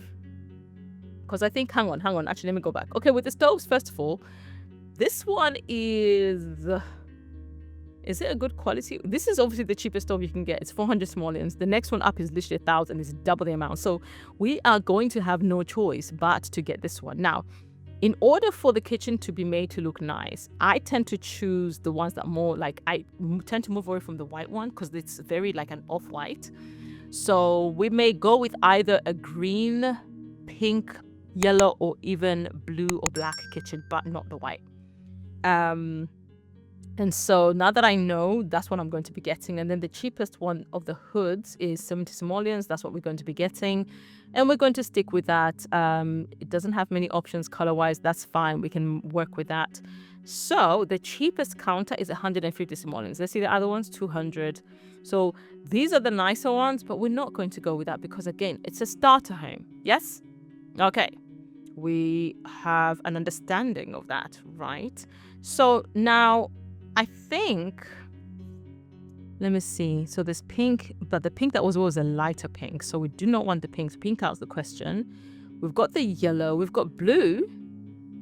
Okay, I think we're going to go with the blue one. Let's get that on. By the way, when you're placing counters, this is for beginners. When you press on the counter, when you click on the swatches, right? Don't mind this because the swatch tray only comes with the mod Better Built By. So for you guys who do not have this option, when you click on the swatches down here, you will see an option where you might see this gear like this. If you click on it, it allows you to choose which part of the counter to actually place. So in this case, obviously, I'm looking at it from a perspective of I'm supposed to add a door here. Or do I want one? You know what? Maybe I don't, come to think of it. So I definitely want a window here because I'm definitely going to be placing the sink there, as you do. So I'm going to place that there, and then I'm going to get the corner counter. This is where a lot of the money, unfortunately, does get taken. But because we do not want to lose that much money, we are not going to put that many counters out here because you've seen how much money they are literally taking, okay? And yeah, that's never a good thing. So I've put those there, but I think what I will do, I am going to go ahead and I'm going to click on these. Hang on. Because I really hate that it does that. Hang on. I'm trying to do something here. I'm thinking. Because I wanted to bring that and then the corner of that there. Then bring that corner. Hang on. I have to make this work. No. No. Okay. Wait, that's still off. Hang on, let me see. It's still off. I don't like that. I don't like that one bit. Is that the corner one? It's the corner one. That's why. Okay. So let me get the... Hang on. Because I'm trying to make this merge together, but it has to... Okay, there we go. And then I will have to get one more of the counters as opposed to the island. So these are the islands and these are counters. And that way they kind of look a little bit sync. Now, I know you're probably thinking, what? There's hardly any space. Indeed, there is hardly any space. So this is why the door is actually going to move to there. The door is literally going to move there, because then now this gives us the opportunity to actually make it without having to put a table in there. And bear in mind, I will be possibly moving some counters around because of the appliances that I'm going to be needing. So in terms of the stools, this says comfort one. What's the difference? Okay, 100 simoleons is a no. Okay, we're gonna stick to the 30 simoleons, the ones with the blue, and we're gonna place them there because that was the reason why I did what I did. I wanted to create like a place for sitting down and having breakfast, etc., even if it's a small tiny space. Okay, so in this particular situation now, we need a refrigerator. We do want some cabinets, but we're gonna come back to that. Again, in terms of a fridge, we're going to go for the cheapest. Obviously, the cheapest is lightly... Hang on. Is that... Hang on. What is it anymore? Okay. The cheapest is actually, funny enough, a mini fridge. Because the next one up is 350, 375, 323. Food quality. Okay, so this bigger one is better. So again, because we've got a whole blue theme going on, we can literally place this one right on the corner. Are we going to place it there? You know what? Let's place it here. In as much as I want to put another corner thing, I think I may put something else there. And I've got a stove I still need to put. Now, in order to place the stove, I literally cannot see, and I need the walls up. So let me see. So this is where this now gets to disappear.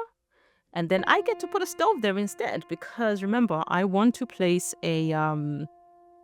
We're going to get the blue one because, again, that's the theme of the kitchen right now. We want to place a sink there. Okay, the sink, we do have a blue sink, and we're just going to use that one. Although it was showing blue. Why is it not blue? Hello? Hang on, let me check the swatches. Did it not change? I thought so. I was like, wait, what happened? We're trying to maintain a color theme here, like black and blue kind of thing, you know? Let's make it work. We're making do with what we have been given. Oh, we're not clicking away. Okay, so if you find yourself accidentally clicking a room, by the way, just click. You can actually click away somewhere where there's nothing, or if you've clicked it, you press the escape button and you're good. And now, what else is needed? Okay, I did say cabinets for the simple reason that, like, it just adds. It eats money, but it also adds. So we are definitely going to take the blue ones. I'm going to get the corner one. Add it there. Get that one there. Honestly, all of them, just place them. Gosh, they're eating so much money. It's ridiculous. I may come back and honestly delete them depending on how things go. But I feel like even just adding them on this side, it gives it a little bit of something, in my opinion. Now, do we have... Oh, yes, we need alarms. Okay, now this is where this is expensive, $7.50. That one is 85 pence, so we can afford this too.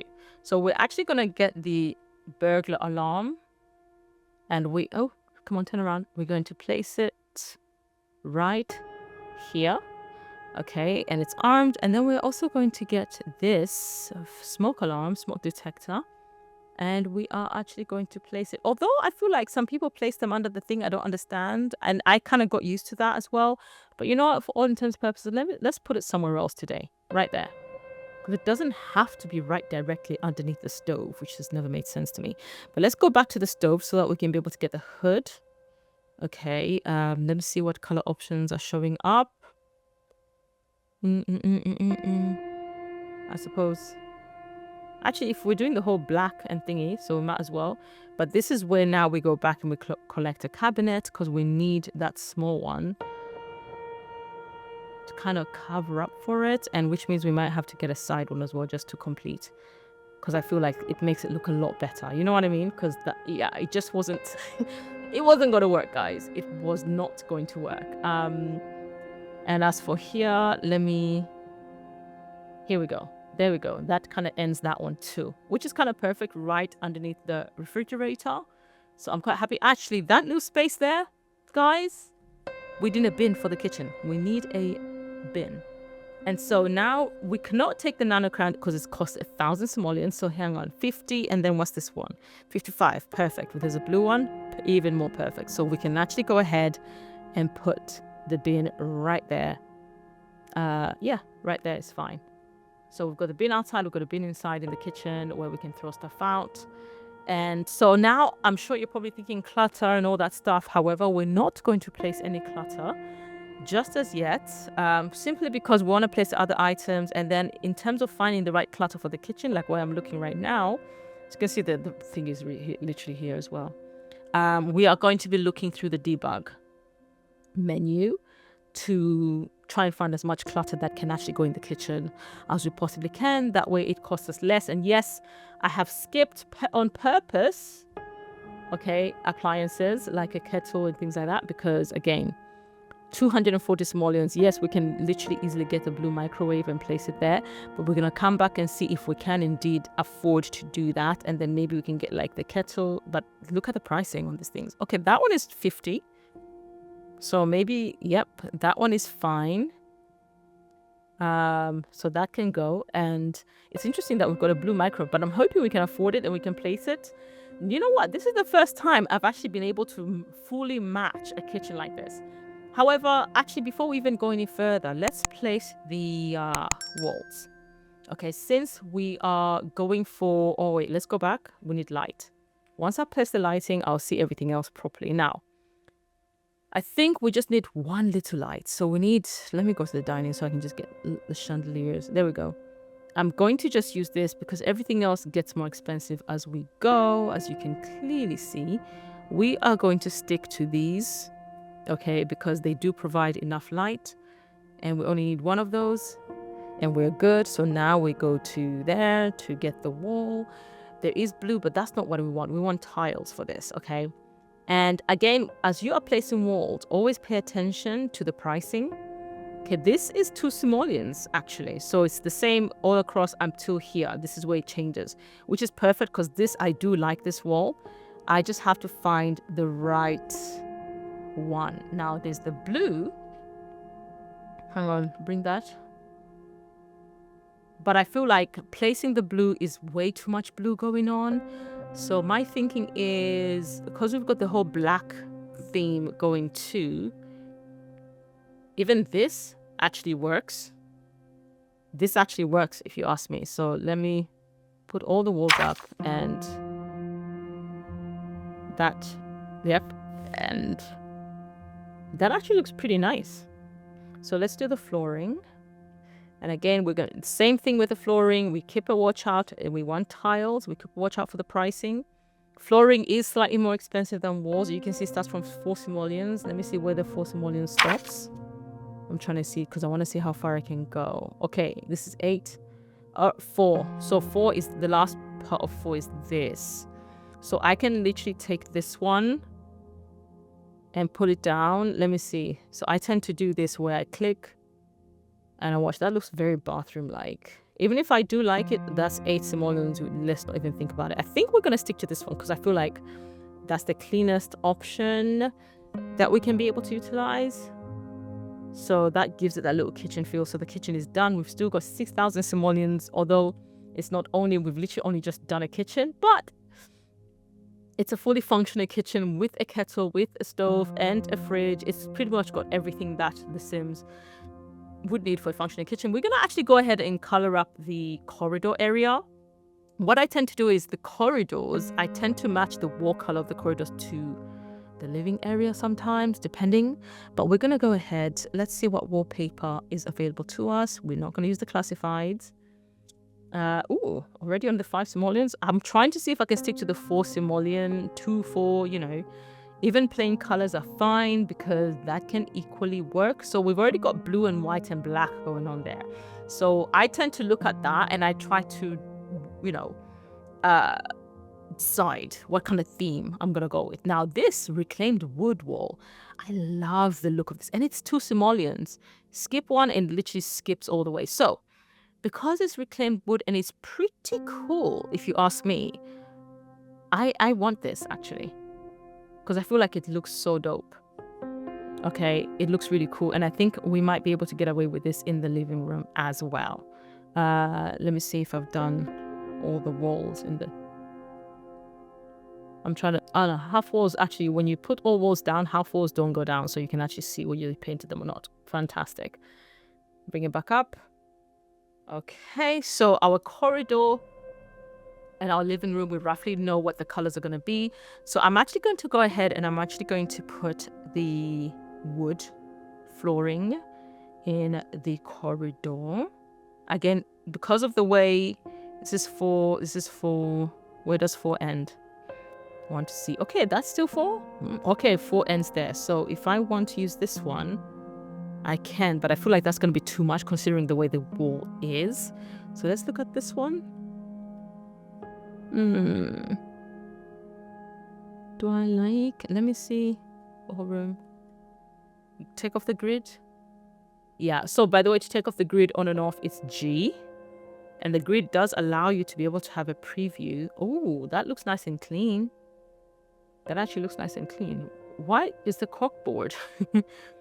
So let me see the difference between the two. Wait a minute. Oh, one is bigger, I think.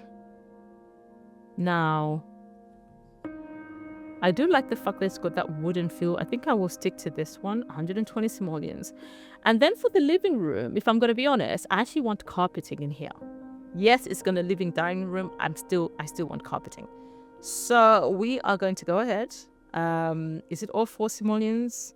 All of it is 4. Perfect. Because this is the carpet that I prefer all around. And again, with this one, I feel like a dark gray will suffice. Now let's go back to the dining area because remember we want some lighting. I do like this light for certain areas, but again, we are saving money. So if we have money left afterwards and enough for the sim to survive, obviously, and pay their first bills, yes, we'll circle back and add the nicer chandeliers or whatever. But in the meantime, in between times, they get to have 1 each. Okay, although this one I think I have to put 2. As a matter of fact, let me just put 1 in every room because I have no choice anyways. There we go. You can see the whole house is bright, it's lit up, and can you see how what I meant about the wall? It looks really great.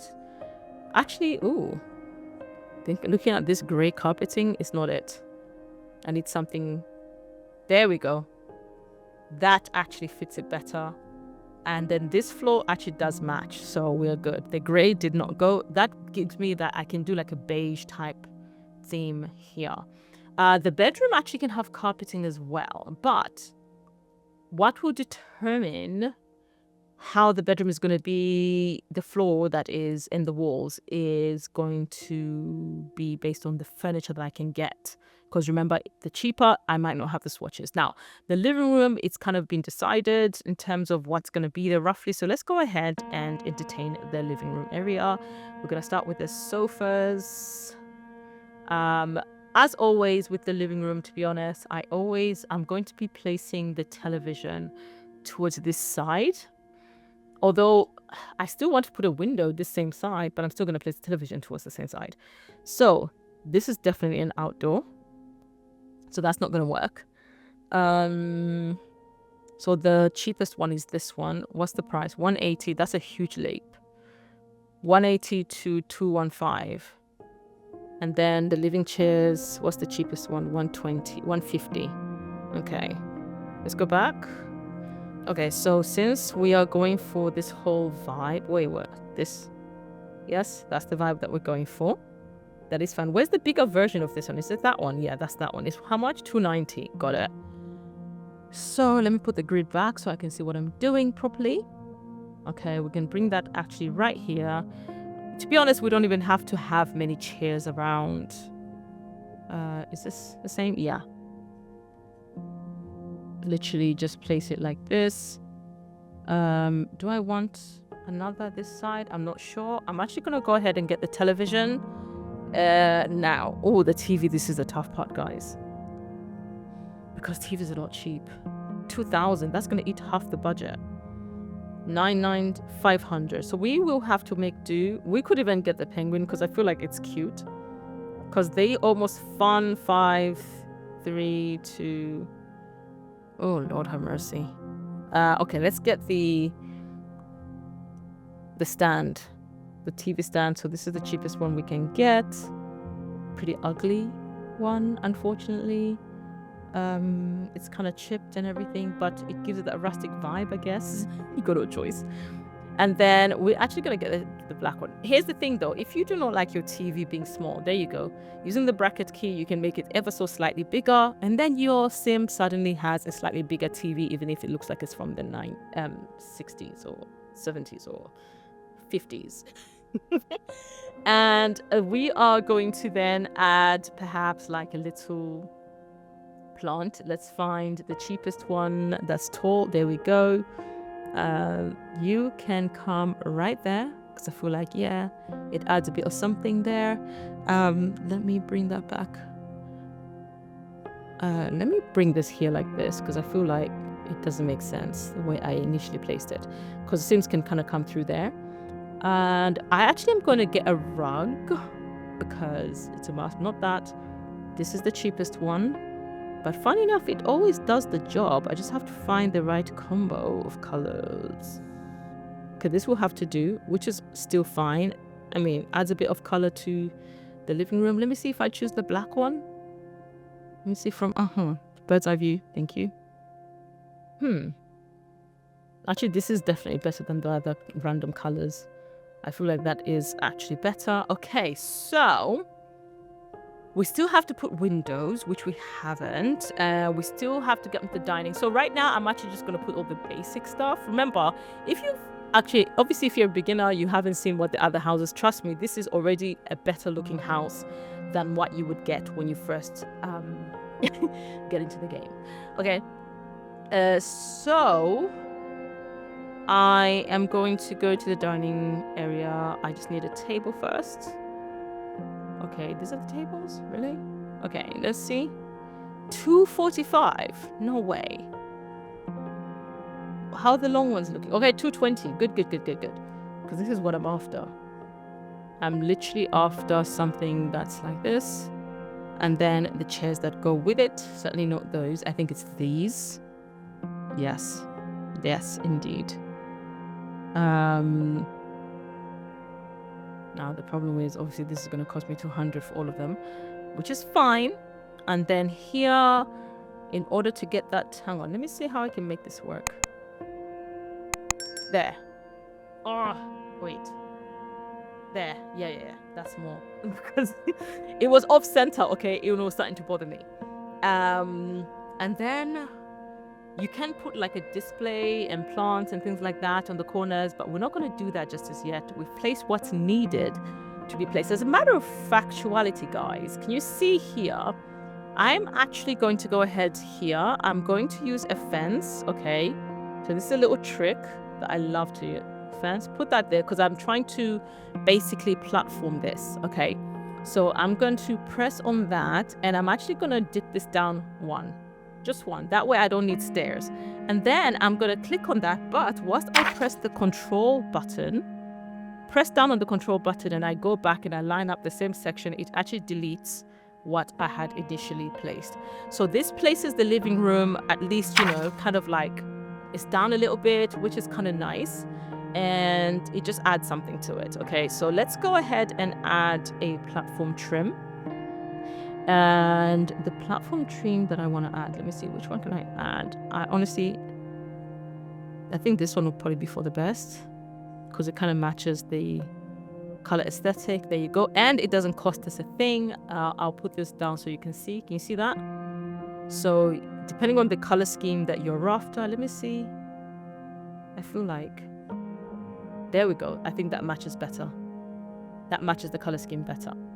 But that has allowed for the living room to actually be a sunken living room, and then the dining room area is kind of like elevated ever so slightly, and I kind of like that. And it also gives me room to be able to put something on these corners, which I absolutely like. So we're gonna move on to the next room. After I place the furniture in all the rooms, then we're gonna circle back to add the windows. Okay, and then again, remember what I mentioned earlier where I said I may adjust certain rooms. This might be it. Like literally I could even bring this in a little bit to save some money and bridge this, because there is room. So depending on whether we become stuck for money, we might have to start trying to make the most of certain rooms, such as like even this. Like I could bring this like this and bring it in. Interesting that it's, oh no, it did just use money right now, but when I bring it on the other side, isn't that funny? Anyways, let's move on. Bedroom. Let's move right along. Okay, we're 54 minutes in. And bedroom, where are you? All right, bed. Now, being that this is the main bedroom, we clearly want a nice double bed to begin with. This is literally the worst bed and it's uncomfortable. However, you know, if you increase your handiness skill for your sim, they can actually upgrade the bed and the bed will eventually become comfortable. Now, with that said, we are looking at between 430 simoleons and 620 simoleons. It's a huge difference. However, at least this one is a little bit more comfortable, okay? So we are going to go for the one that's got a little bit of comfort in it. But let's see what color options are available to us, shall we? So we've got this. Okay, let's see. Because we need colors that we can actually work with. I actually like the simplicity of that one. And this one I don't mind so much. So we've circled back, I think. Others are a little bit much. I think I'm going to go with the one with the simplistic design option. So we're going to go ahead and place that for 620 simoleons. As you can see, we're literally running out of money. And we still haven't got a bathroom and a toilet. And we haven't even done our spare room, guys. Okay, so this is why you find that, like, yeah, I've done a lot here. I don't know. I might have to figure things out. I mean, yeah, guys. Let's not give up. Let's not give up. Oh, you know what? How much did this cost me though? 45 simoleons. Okay, I'll see. You'll see what I'm talking about in a minute. I might not have needed to spend that money on there. Like any rugs that you see, we're not going to use rugs because there's makeshift way of replacing rugs in this game. Yes, indeed. Alright, so with this bedroom, we want side tables or end tables, whatever you want to call them. 65 simoleons a pop is quite dear, and we need to find the right color. If we don't find the right color, we might have to... Oh, that's definitely not it. Hang on. Is there a color that's closest to what we have in this bed? Doesn't seem like it's at all. What's the other one? Same price? 70, 65. Okay. It's close, but it's... Oof. I don't know. I mean, it looks like it can match this one. Or this one. Oh, Lord have mercy. Let me see. Because all of them have got the same top area, or no? These ones... Oh, this is... Because, yeah, I'm trying to figure this out.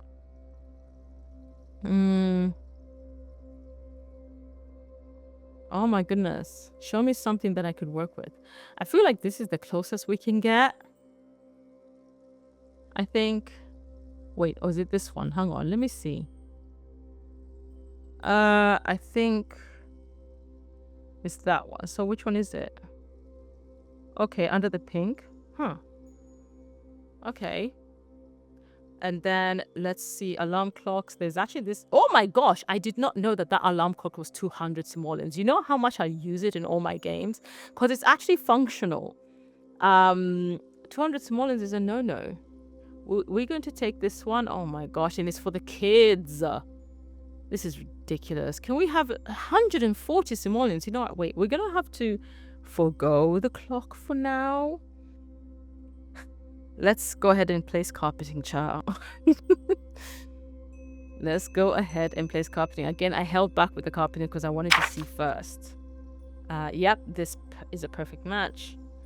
And oh yeah, what I was trying to say is if you want hang on, let me move it from room. Okay, if you want something that's kind of like you want to add a bit of a design, Control F allows you to mark only one tile. So I would do something like this, maybe, you know, in order to create something different without having to spend the extra money, okay, on basically extra rugs and stuff. Okay, just Control and F and it gives you, oh, is there one there? Okay, oh, okay, that one wasn't done yet. There you go. So that when you lift it, it should have that triangle, yes.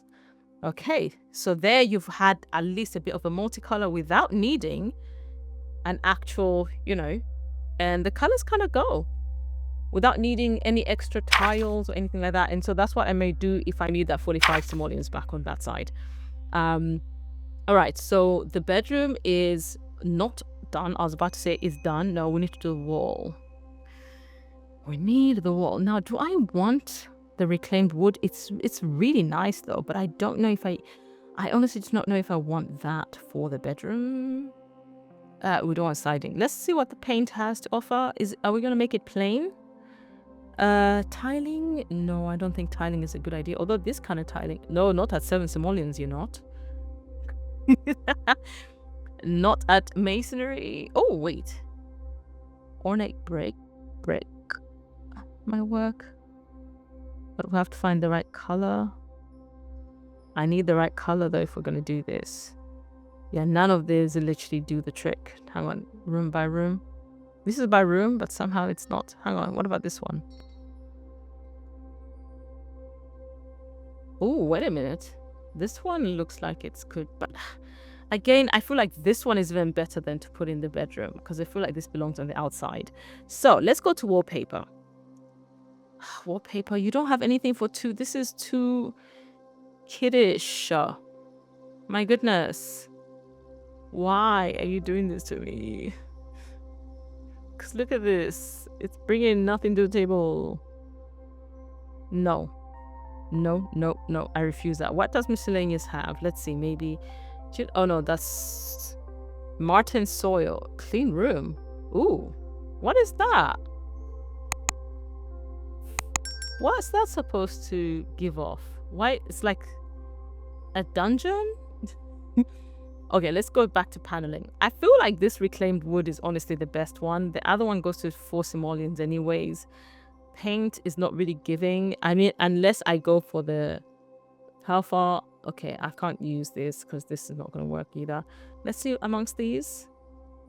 Maybe these ones. Okay, hang on. In as much as... This literally matches perfectly with the stripe on the thingy. So yeah, I think I will go with that. And then let's get on with the bathroom. Now the bathroom I think might be easy in terms of like choosing colors and whatnot. So long as I find the right...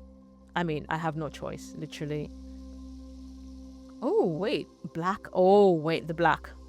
I'm going to place everything... Oh, it's so expensive. It's so expensive. It's so expensive, you guys. I cannot deal with this. It's so pricey. I'm just watching money.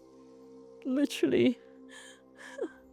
I can't go there because it's too grand. You are, as much as you are cheaper and off the grid, it just doesn't go. Come on now. Let's be for real right now. Let's be for real. Okay, so I've placed everything down that I need to place. Oh, no, I have not. I have not placed a sink. I need a black sink. Okay, so that's everything I need to place. Okay, so now that I know what I have in this, let me see. So this is where I play around and I try to figure out the best course of action. Okay. feel like this should be like this. I do prefer it this way. Yes, I do prefer it this way. Okay, so it's an all black bathroom. So this is literally going to be easy peasy pumpkin squeezy, God willing. Where's that tile? It's two simoleons. There's this one. Okay, there's this one where I can do that, and I can go tiles here. And where's the, oh no, wait, this one doesn't have a matching one. Can you control F and by room?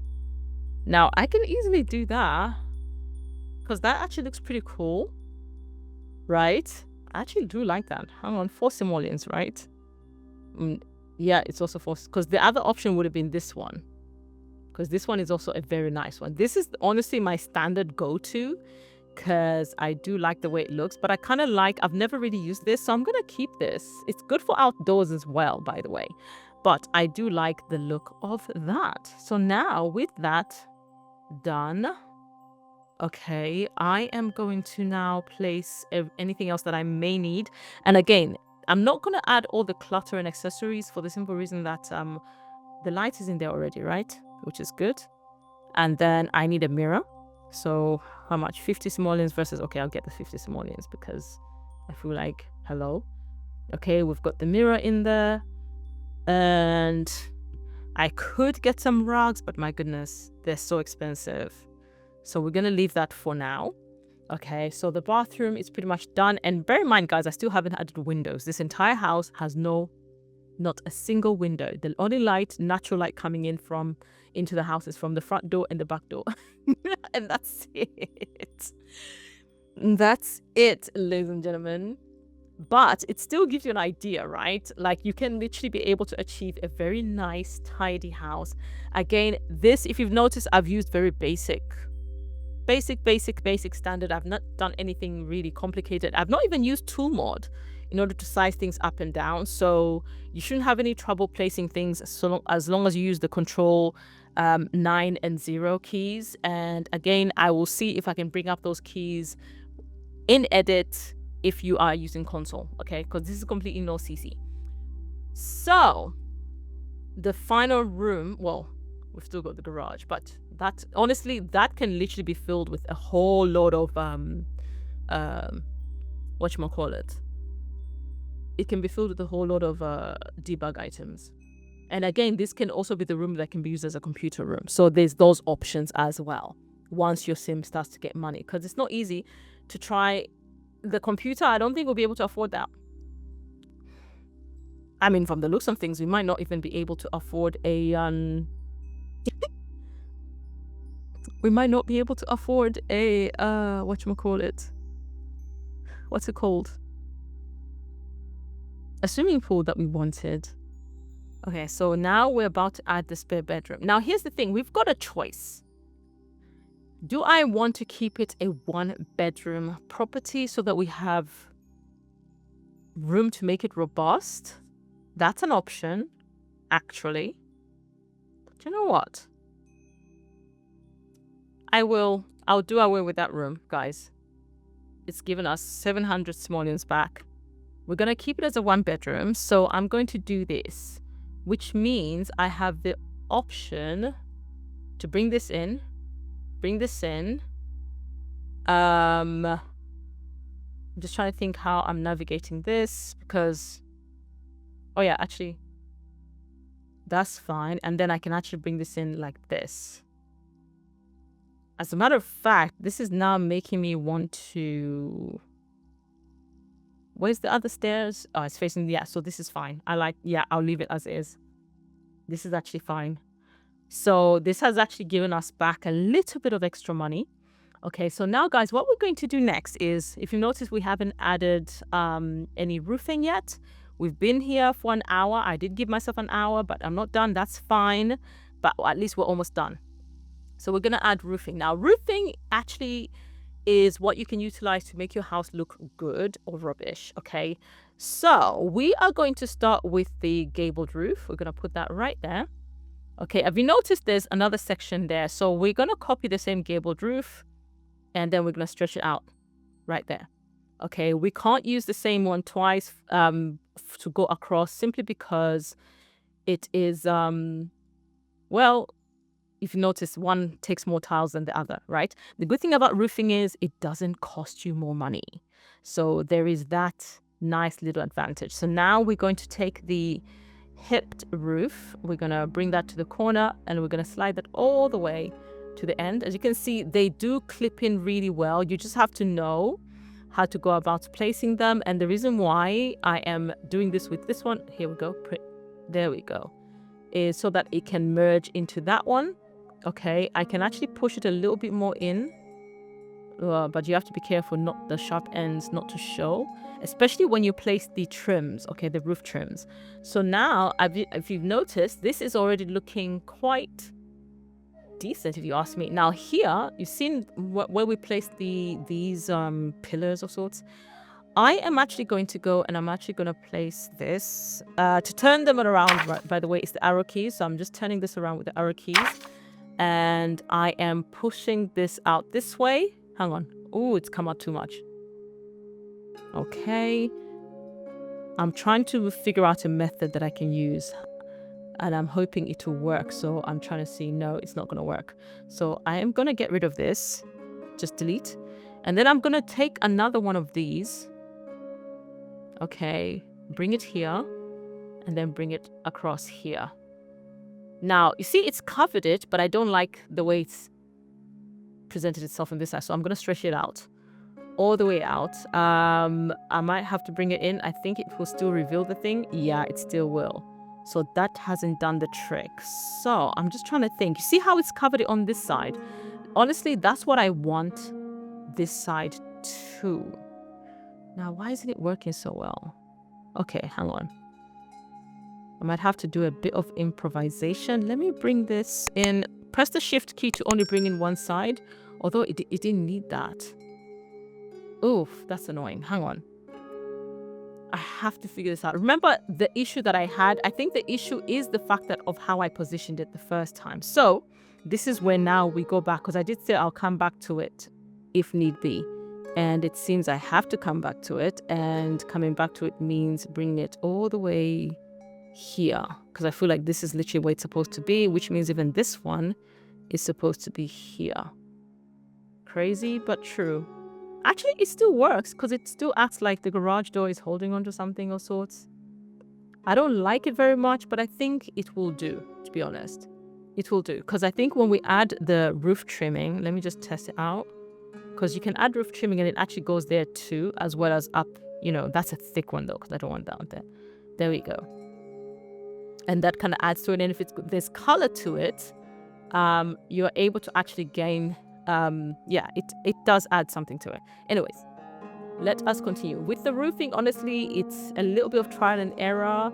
And you just have to know, you have to have gotten used to how to use the roofing. And, you know, yeah, you see that? This is what I was trying to avoid. So we're going to bring that back down ever so slightly. And bring it down as well. You see, there we go. I do not like this one bit. Hang on. Let me... there we go. Ah, hang on. Yes. It's right by the corner. Okay, that's okay. I can actually work with that. But this one, on the other hand, I think is struggling a little bit. Do I need to bring this down as well? Let's see. Yes. Okay, that is fine too. That is actually okay. So now I need the roofing for this part. So for this one, because I already have this here, I don't know if I want two of them. And normally I wouldn't place something like this facing this way. But you know what? Let me give it a try and see how it works. I know it's at the back. Normally, like that kind of aesthetic is at the front and not at the back. But there's only one way to find out. Let me press this one inwards. Okay, and you see how obviously we don't want that part showing, so we're gonna literally bring it all the way in. That's it. And have a look. Does it look good? Nope, I do not like the way it looks, so I'm just gonna click on it and delete it. Press the delete button immediately. And so The other option I have is to literally just bring this in. Okay, and then that way I've got two of them like this, and then I can literally merge that one in to that one, although I don't want that bit showing. So yeah, there's that. Oh no, that's gonna be too much out. See, I don't like that. I want this to literally completely merge in, because that's the idea. Okay, that's the idea with the roofing that I'm trying to do here. So let me bring it out some more. Let me see how far does it go. You see, it goes too far out, and I don't like that. And in order for it to cooperate, I literally have to bring it up. No, that won't work either. Undo that. Because the first time, actually, this is what works, because you can't see. But again, I do not like that. So what are my alternatives? Well, my alternative is to get that like this. Do the same thing again. Bring it out. And then bring it in. Because then it should, this time, cooperate the way I need it to. Not this way though. Hang on. Back one. Oh my gosh, this is so tedious. It's not even funny. Let me bring it out like this first. Let me see something real quick. And then bring it down. Can I bring it down some more? There we go. That's better. Although, not really my cup of tea. But let's get the... Oh! I need the trim. Which one did I use? I always, it's something I noticed that I do. I tend to forget which roof trimming I used. Did I use this one? No, hang on. I need to find the one. There we go. Because I like the smoothness of it. I actually like it. Works for this house. It literally works for this house. And now this is where you can obviously come in and decide to... although I'm still not liking this, but hopefully once I place the coloring of the roof patterns, it will change. I do like me a terracotta, again, because they're all free. You can literally just, place them. Although, let me get a different one. Should I get... Yeah, that one is more red. I love a terracotta, and I like the red roofing. I don't know why I've got a thing about red roofs, okay? All right. So now that we've done that, we need the outer wall, correct? So this is where we'll look at siding as well as paneling and masonry and, rock and stone. Okay, we're looking at... This is so plain, so boring. I do prefer this. What's this at? 5 simoleons. And what color options do we have? I feel like this darker one would be quite nice. Will make a difference, right? Let me see what else is there before I place that one, because I feel... Okay, this one I've already placed it in the inside, so... And is there anything else? Okay, there's this. Although I feel like the other one was better. Let me see this. Oh, no, these ones have been so overused. They're so... I hate these. I don't hate them, I just don't like them. Okay, I just don't like them. What are we looking at? 5 simoleons all the way through? Yeah. So it's just choosing which ones. Hang on, maybe. Let me see. Maybe this will work. Because I was looking for something, I don't know. Let me paint it, or I might change it afterwards, because it's all around the same pricing, so it's not going to make a difference. It's not going to make a difference at all. So let's get the job done and then start changing it around as we go. Okay, so if I put these... Because, oh yeah, by the way, in order to paint this part of the roof, you literally have to click on the roof and it will paint it. Now, because it's taken the bottom part, you see what I mean? This is why... It's created a very interesting combination. I would say that's the line is Bryce. Is it the same as that one? No. That? Oh yeah, that's that one actually. So that literally would be that. Why do it... Hang on. The roof trim, I need that trim there. Why won't it let me... See the way I was able to add the roof trim there? I wanted to add the same, but it won't do it for some bizarre reason. Never mind. I don't like it. No. This is not the design element. Hang on.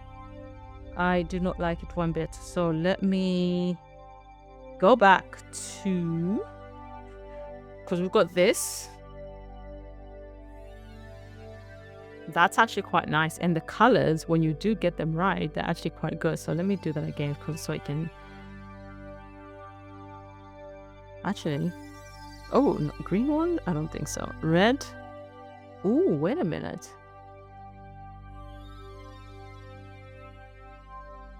And we're getting back some money. We're getting back some money. How much is it? Oh, fantastic. It's a win-win. It's a win-win, ladies and gentlemen. It's a win-win. Getting back some money on top of it all. Listen, I'm not even going to complain. Let's cover that one too. The staircase. Why not? Is there any section that staircase too? Yes, let's fill that up too. I actually do like the look of this. I don't know if I should have made it like a black wall. If that would, no, I think the way it is fine. And now that top bit, then I can use the siding. It's a siding, yes, a siding. It's all 4 simoleons, right? So I can get like maybe the white one. And there we go. Because I feel like that is definitely, look at that. That looks so much better. That looks so much better. Can't even complain, eh? Right, okay, so this one, if you've noticed, has climbed up for some bizarre reason, which is so strange because the stair shouldn't really be up like this. So let's try and figure this out. There we go. And you've given us some money back. I love it. Because that was ridiculous. That was ridiculous for it to be so elevated unnecessarily. So let's get some flooring for here. La da da da da da. We want. Oh, I like this. No, this is the one I use in the bathroom though. Oh, look at that. That looks so pretty. 52 simoleons. The red version. I think I'll do the same at the back because it looks so pretty. It's a good contrast as well, by the way. Speaking of contrast, let's go to the stairs then. Oh, do we not have some red ones? Because I feel like red ones would have been so perfect. Hang on a minute. Okay, 5 simoleons, 8. Ugh, okay, we will take that gamble. Simply because we're trying to get them to somewhat match with the thingy. We'll take that slight gamble. That's fine. Extra 52, that's fine. And then the railings, are we going to leave it to be white? Or are we going to turn it black? I do like the white trim because it just adds something to it. So we are going to go ahead and the foundation. Okay, let's see. Is it all just red? Foundations, thankfully, are free. So we don't have to fret about pricing on the foundation. It's just a matter of finding the correct one, to be honest.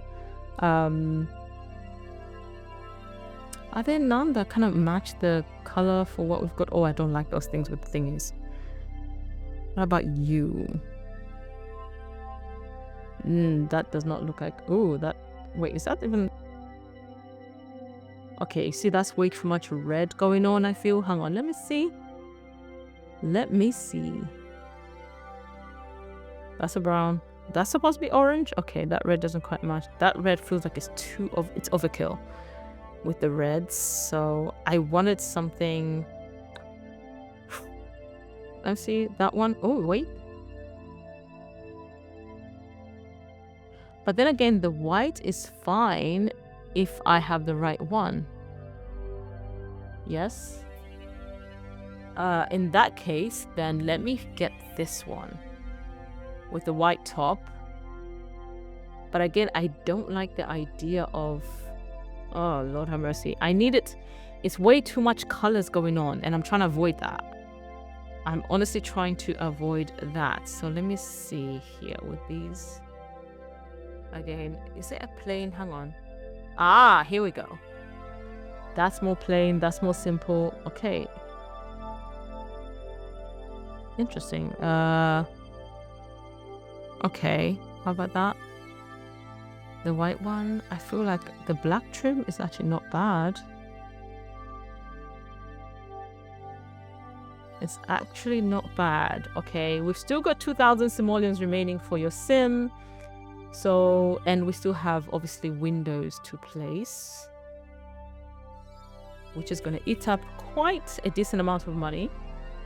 But the beauty is you've got your starter home. But like I said, if we're to look inside the house, we can literally gauge to see which room we can actually downsize. So for instance, in this place, we actually are in a position to downsize the bedroom. Okay.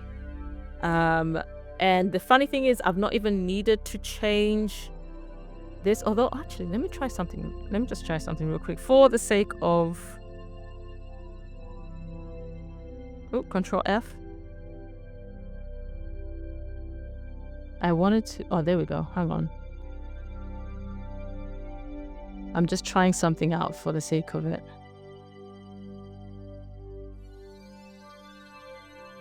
And this is honestly, guys, where you can literally just play around and just like find your niche. There you go. Created a whole new design. We've brought that in. And then which other section can be brought in a little bit? Oh, I did say the dining room.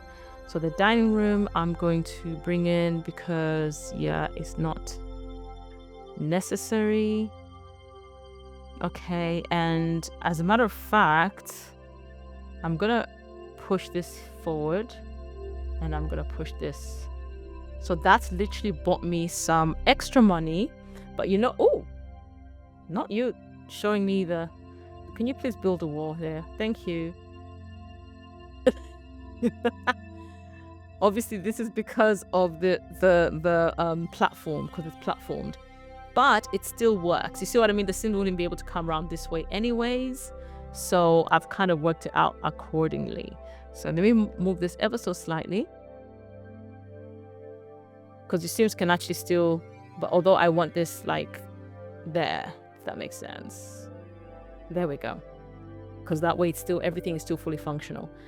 Okay, because I'm looking at the need for windows, guys. That's one of the reasons why I've done what I have done with moving the rooms. This one needs the color back. Okay, by the way, you can literally, eyedropper tool allows you to pick a color and place where you need it.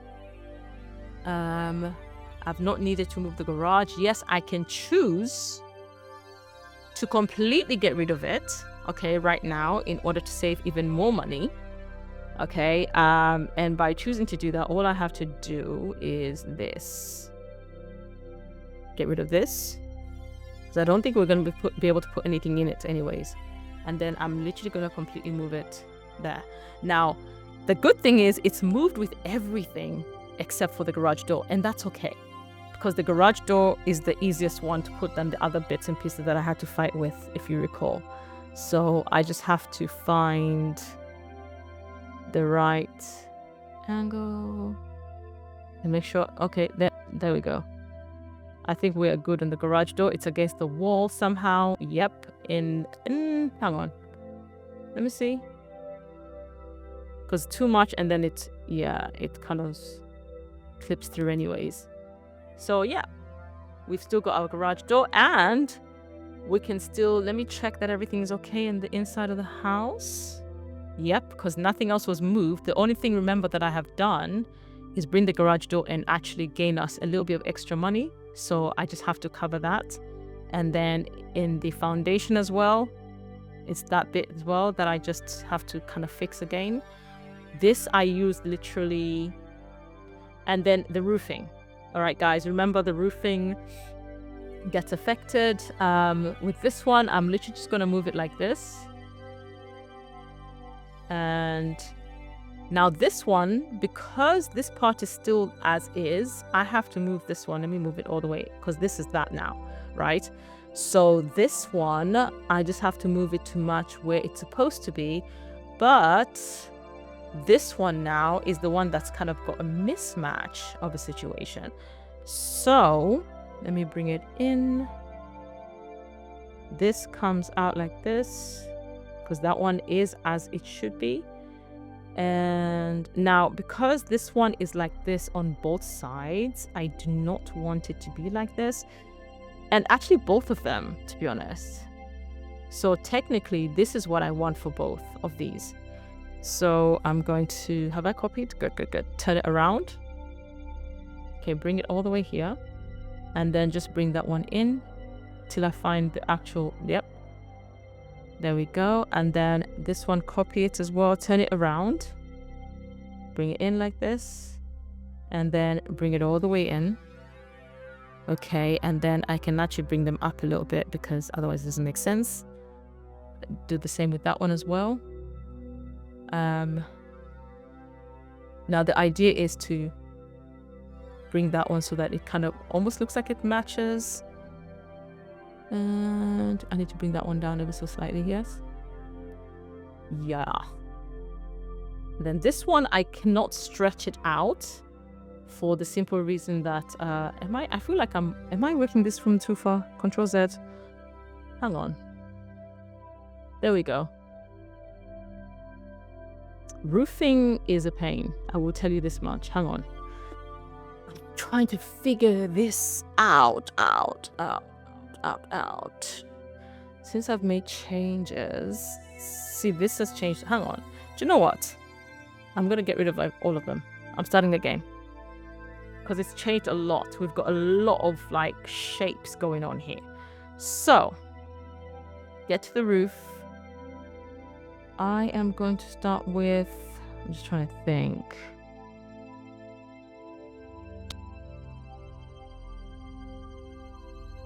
This one.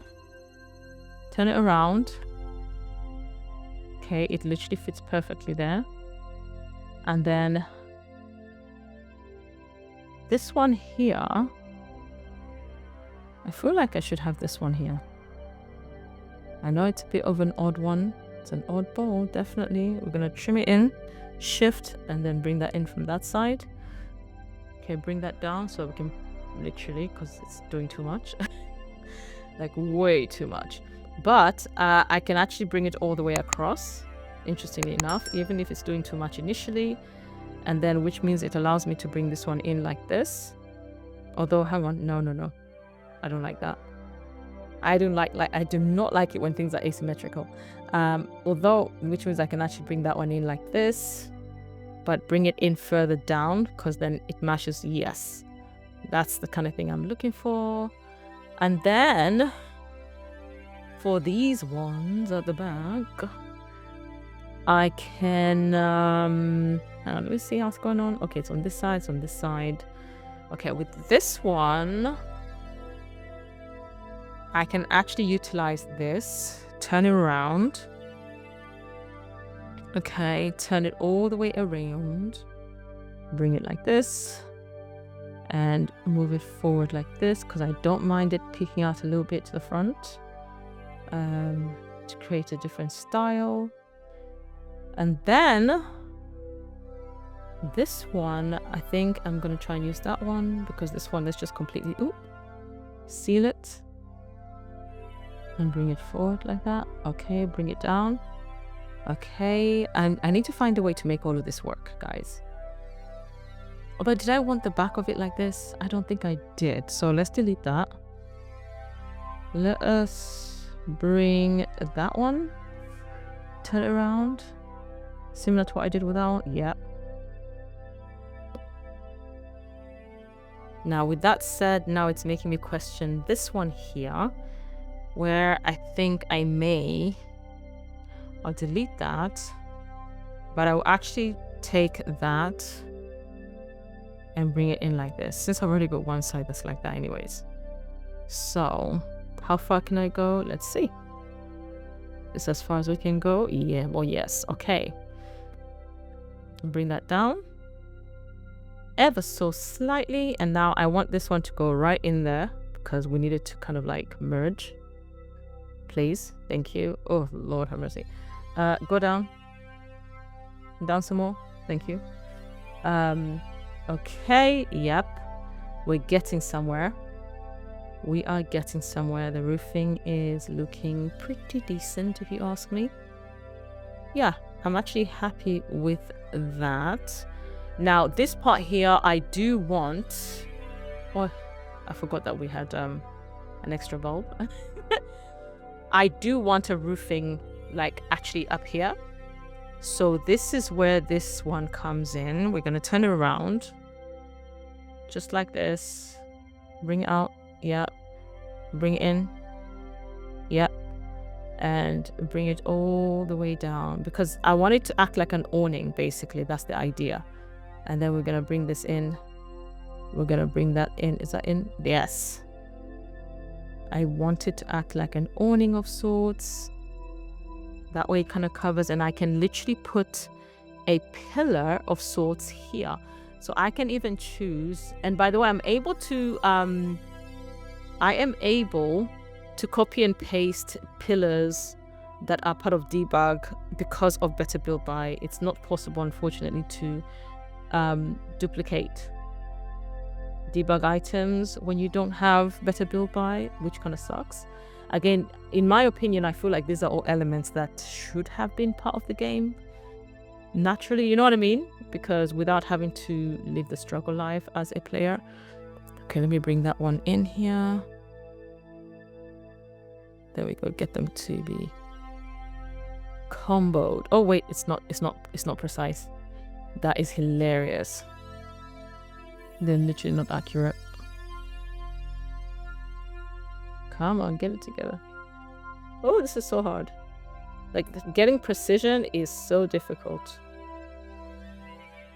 I suppose that's where clipping comes in very handy sometimes. Are these? I feel like there's still a slide. Can you see it? It's bothering me.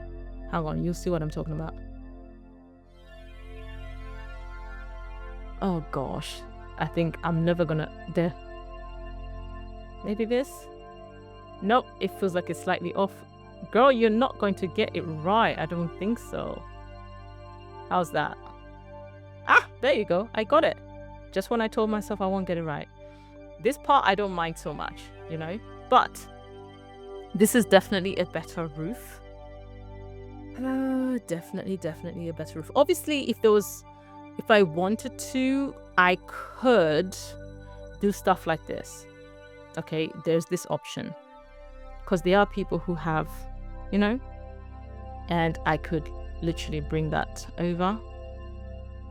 And although in order to bring that out, I would have to bring it all the way in, and I can't push it anywhere further down, and then I would have to like bring that in a little bit, because that does kind of like, you know, help to a degree. Let me use one of these pillars, the ones that are actually costly, because I just want to see the edges of it.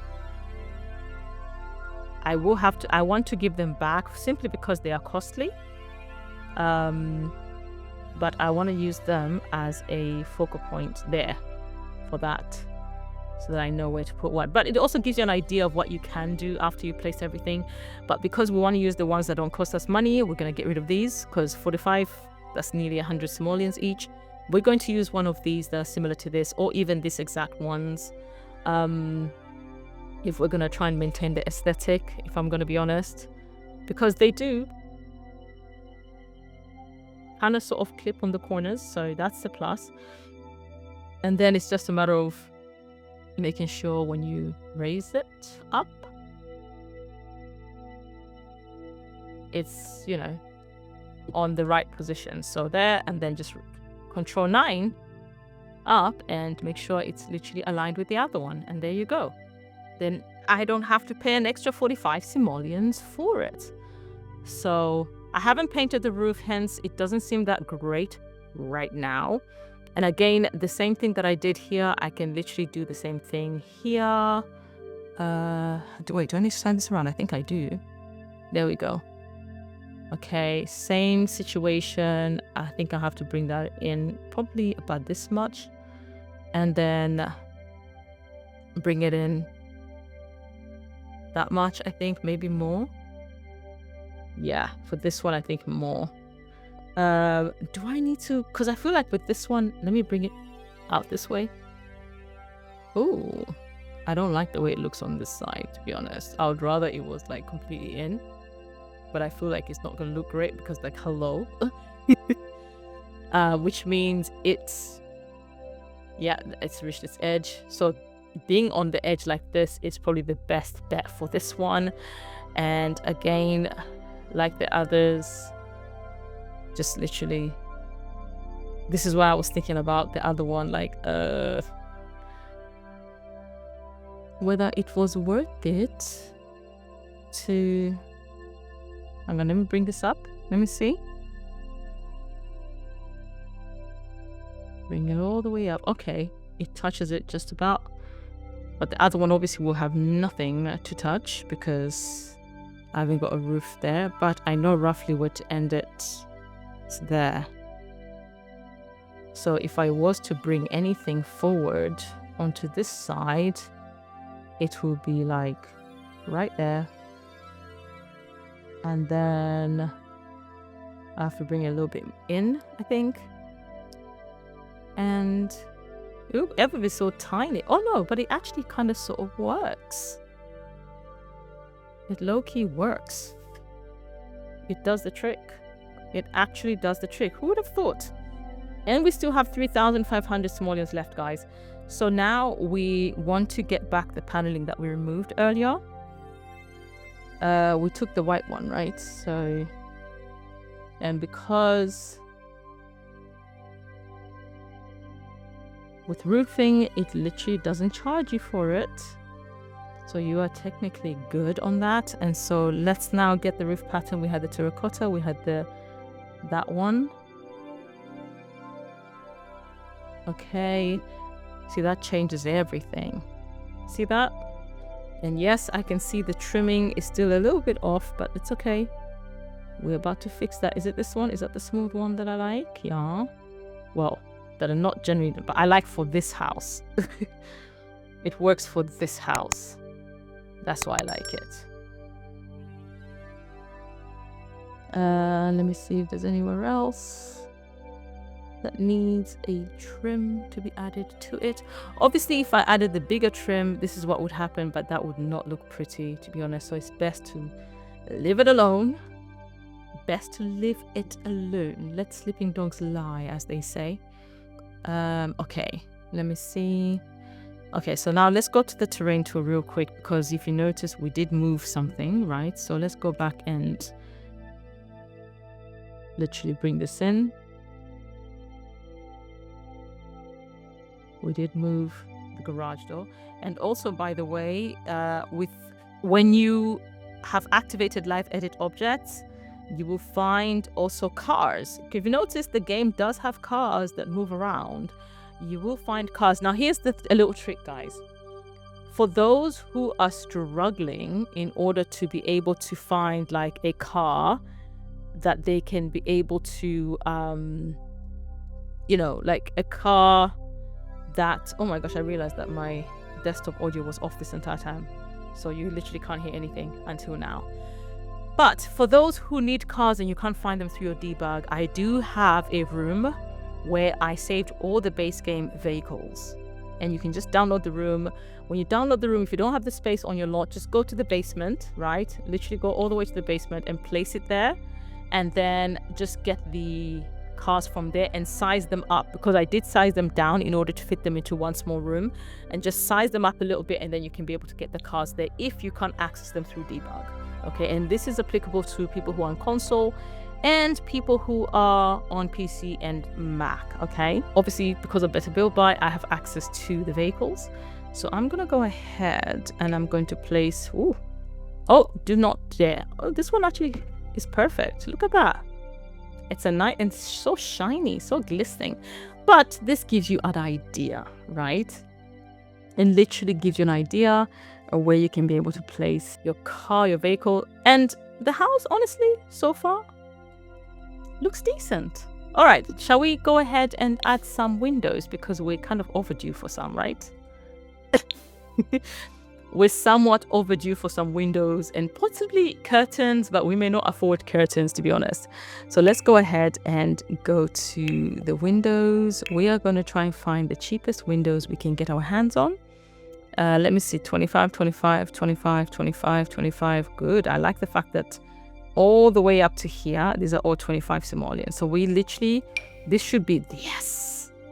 I was about to say this should be big enough in order to accommodate what we need to do, which is so perfect. So let's start with the kitchen, because I did say that I want, this is so perfect. Look at that. Okay. The bedroom, where do I want to put the window? Because I can put here by the thingy, by the bed, or even on the side, or 1 and 1 actually. So I can actually have one here. And I can have one. Do I really want one by the bed? I feel like it's not appropriate. So yeah, I'll leave that one for now. I'll see how I feel about adding another one. The bathroom, let me see, bird's eye view, so I can see which will be the most appropriate place. Normally you put by the sink, and so if that's not the case, we are going to place one here, because I feel like that would be more appropriate. The dining room area here, and the living room. Actually, the living room I want 2, like that. I was gonna put one big one, but I feel like nah, changed my mind about that. Okay, kitchen one. Okay, I'm just trying to make sure that I've placed them all on the same level as well.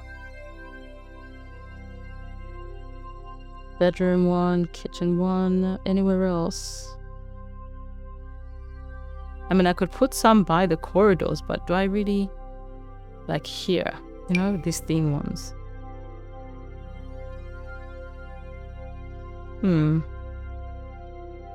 I don't know, because then it gets in the way of that as well, and I don't really want that. It would have been ideal, but it's, yeah, it doesn't really go. So, as we were, maybe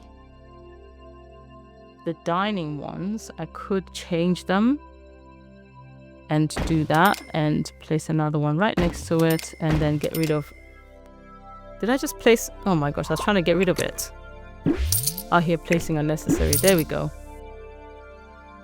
Yeah, I kind of like that actually for the dining. Even if the living room, yeah, because of the television, I feel like it's not necessary to have. And then as for the bedroom, maybe I may put 2 of them here.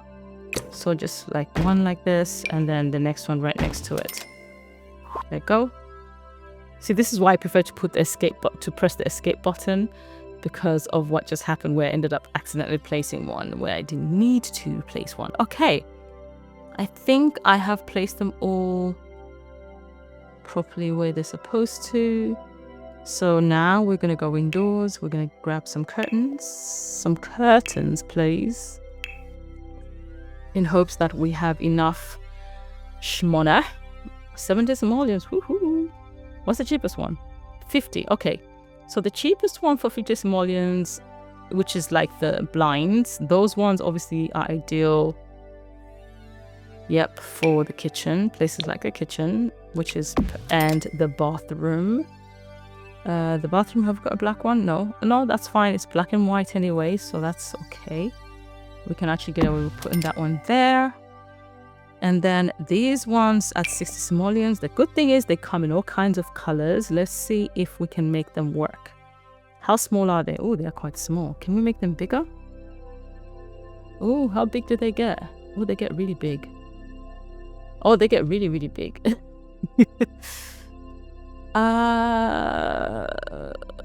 Is this even ideal like this? It looks terrible. So, you know what? Let me see. 60 versus 70. Okay, these are at least longer. But which is the color that actually matches this? Okay, we've got the white ones. We've got these. No. I was thinking of this actually. There we go. I haven't put too many. Okay, good. So I can do the same here. Although with this, because these are smaller, I feel like these are the better choice, interestingly enough. And then the bedroom, which has got a similar color scheme. Yeah, I can use actually smaller ones for that one.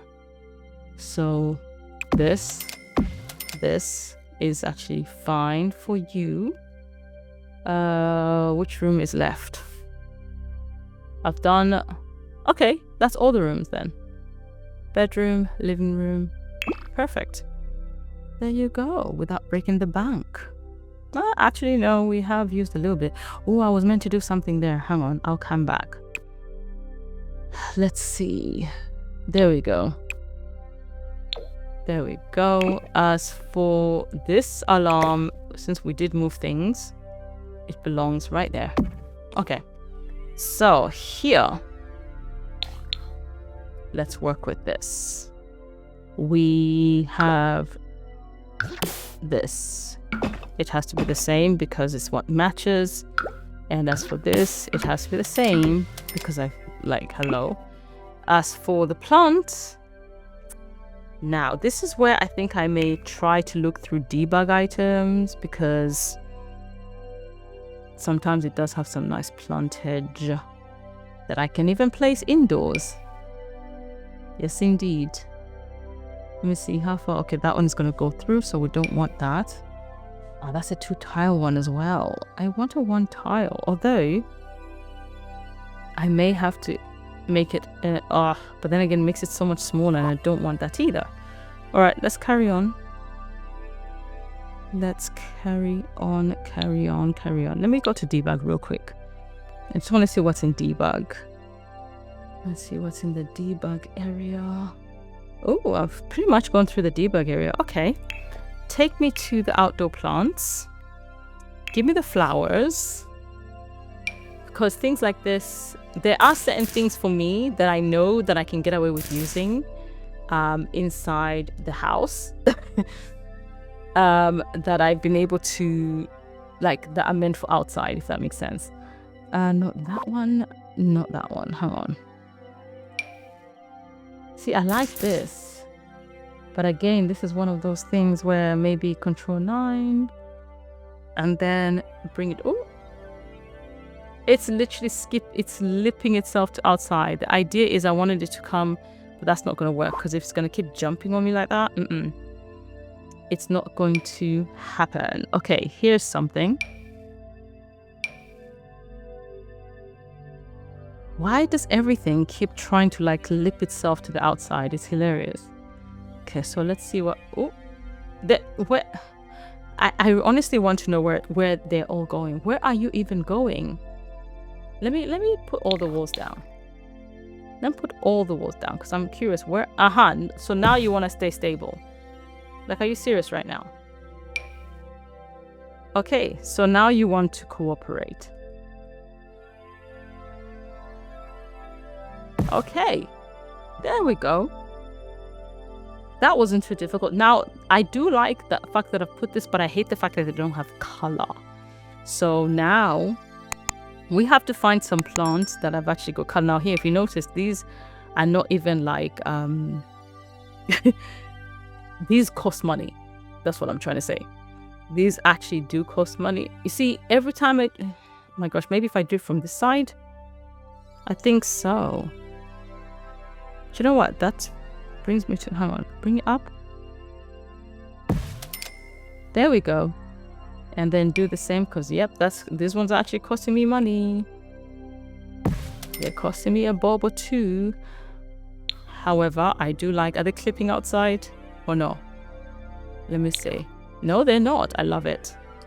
But they've added a bit of color. See? This is roughly what I wanted. It's not all the way what I wanted, but it's still roughly what I wanted, because it has created a space. If you notice, we've got this little space because it's a foyer, right? So we've got a foyer space with a little bit of money that we have. We're going to click on comfort, and we're going to have... 225? No. Let's find some other chairs, shall we? There's this 150, but it's so outdoorsy. Hang on. How about the living chairs? 150. Okay. I've got a love seat. 180, 150. Okay, this is the same one that I just saw. So maybe, because it does have cushioning on it, we can be able to use it to like one on this side. No, actually, you know what? No. No. Give me that, and then I'll use that one instead then. I mean, it's the same as the one in the living room. What's the difference? 150 each? Okay, let me get this one then. Oh, the color's so... Gosh, are these the only options available to me? Okay, hang on. Okay, that one is not so strong. Okay, so I can do that. I can do that, I guess, with that one too. If I decide to remove it, I can. But the idea is I want a surface because I want an accent table. 45 simoleons, 65. I do like the one for 65, simply because it does look like a proper like. So this is where now I take this and I get rid of this. Okay. And I can literally add, because it's in the clutter, isn't it? Decorations, clutter. Where are they? Shoes. How much are they? How much were they going for? Take me to wall decorations, please. Can I get that phone that goes on the wall? It's 160. Golly. Why is everybody trying to be so pricey? So this phone, I can literally place it right here. Okay. These are the tiny little things now that you can literally just start adding to tweak. But obviously you have to watch the prices because summer is so much more expensive. We don't have any wall art at all in this house, which is fine. Kinda. This one, funny enough, I don't know why. I mean, I've got... What's the best place to place it, this one? Actually, you know what? As weird as it seems, I think this one is a great painting for the bathroom. It kind of seems to go with it. And then as for the rest, let's see if we can find a painting that's still reasonable in price. Okay, 200. Are these all 200? This is... Okay, hang on. This is 200. So let's try and... we want to add them where? Well, in the living room to start with. Or even by the foyer. Although... Hang on. Living room, foyer. I think in the foyer I can place... Hang on, let me put that there. Now let's just pick the right cut, the right swatch. Oh wait, there it is. What looking for? Okay, there's another one there. Not that one. Do I want that one? I don't know. Okay. It's literally the same few swatches, but with the obviously different backgrounds. Let me use this one. And then I'm going to size it up. And that's the good thing about sizing things up and down. 200 simoleons down the drain. Just like that. For the foyer, actually, I'm going to the side where the table is. I'm going to see if I can get a mirror. And put one there. Right on the wall. Unfortunately, there's not many like decorative looking mirrors. So I'm going to have to make do with that. And then I am going to place a nice little table plant. Oh, this one is actually a good one as well. It's not a table plant, but it's actually good for decorating. So let's try and place it right there. Yep. And even if, honestly, there we go. 75 simoleons. Oh. There we go. And then how much are the rugs? If I can get a welcome mat of sort for cheap, then fine. This says bath essentials. Okay, there we go. We've got our rug for the entryway. How much is that one? Oh, this one is also okay. We can do that. We can work with that. I like that. This is the one that came again with the... It came with one of the events. So we actually get to have a rug. A welcome rug, which is amazing. Honestly, the house does not look bad. The rest of it, in terms of landscaping, etc., it's just a matter of using as much debug items as you possibly can, which is what I am going to be doing. Now, let's see if we can try to add the one thing that we thought we would not be able to have. Now, it's saying a square pool is 300 simoleons. Okay, so if we are able to... This is so thin, it's not even funny. I'm literally watching the money. If I bring it up, let me see. Oh, wait. There we go. So a tiny little... a tiny little swimming pool. Okay, with 400 simoleons left. Let's see if we can get a ladder in there, because your Sims literally will not be able to enter otherwise. Come on. What are you doing? What on earth is it doing? Why is it... Oh my gosh. There we go. Fine, it can be on that... No, wait. Can the Sims still enter from there? I'm not sure, to be honest. But this is where I would use the terrain tool, because it will make life so much easier. I mean, we can always play test it. Let's try it real quick. Let's bring the Sim here. Can she run? Oh, it's paused. Come on, you just got here. I know it's a brand new home. Do you have to run all the way here? You couldn't run like through here? I should have put a fence. See how you could have run all the way around. Okay, can you get inside the pool? Zongzo. Yeah, I thought so. It's okay. It's okay. I figured you wouldn't be able to. So, because I do want the pool to be like an infinity pool, right? So this is what we're going to do.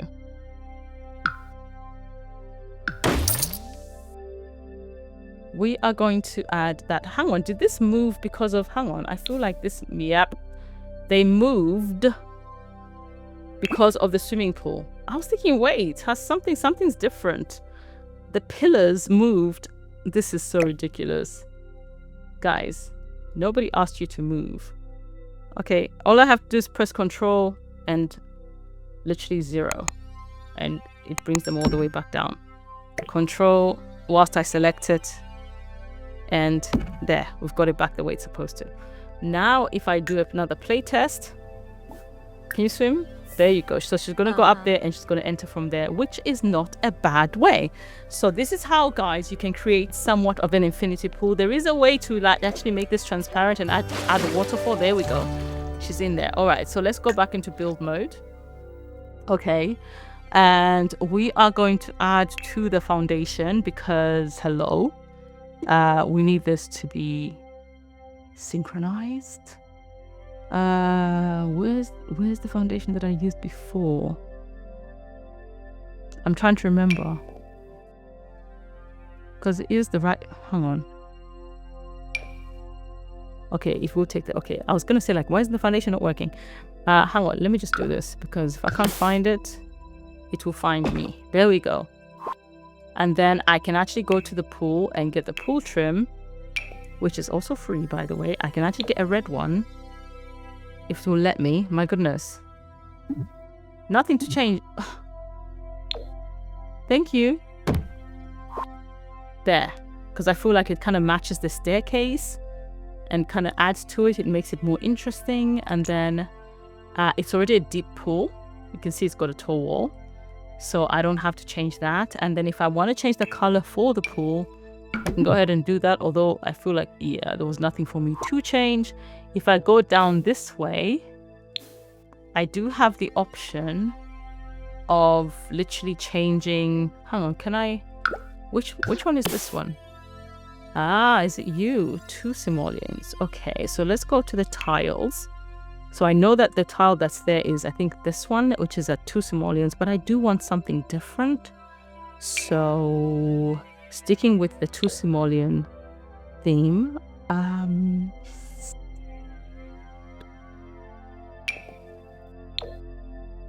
think this one would be different. And then the bottom as well. Let's take the tiles. It's this one. This is the same color. Although I feel like I want to make it slightly different, so I'm going to do Control F.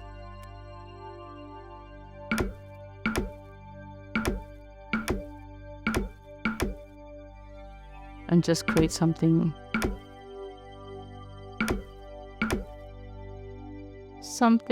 kind of different. Hang on, I did this part wrong. So okay, I can fix that. Okay, there we go. That's what I'm trying to do. And there, and then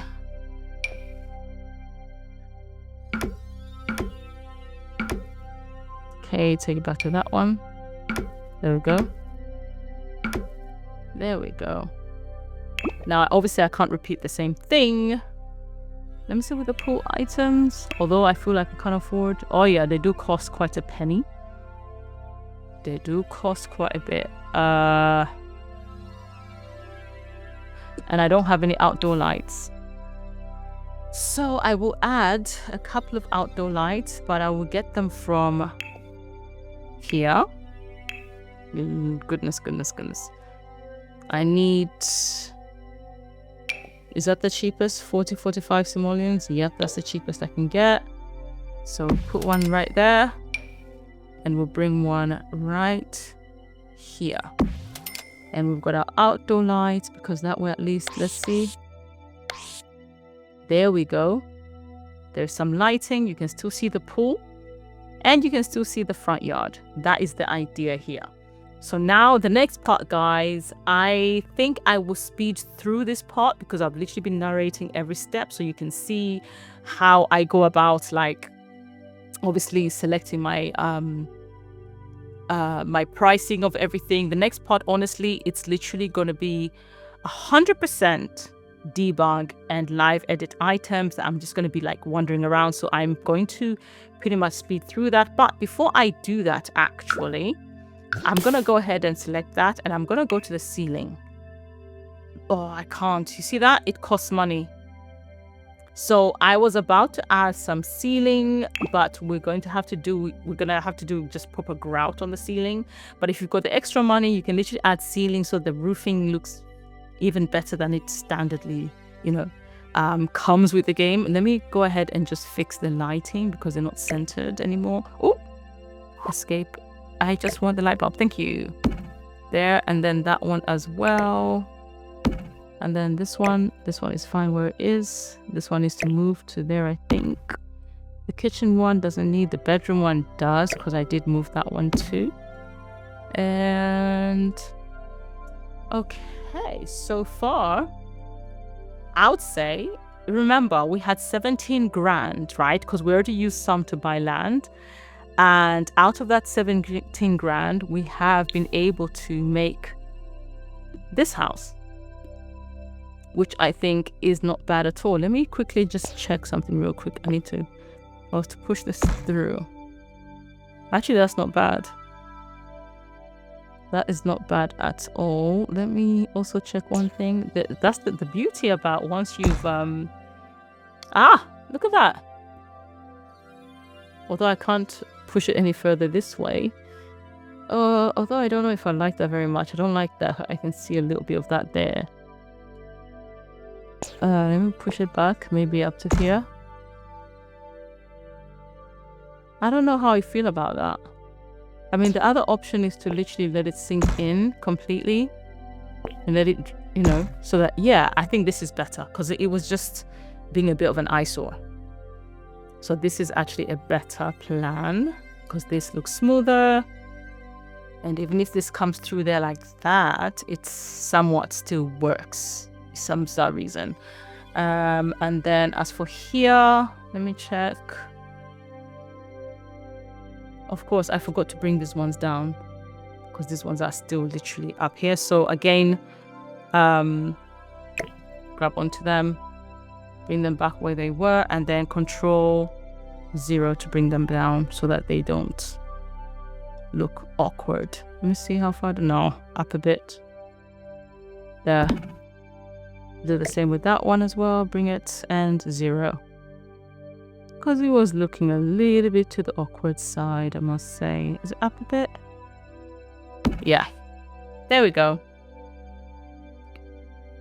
And these ones, this side did not move.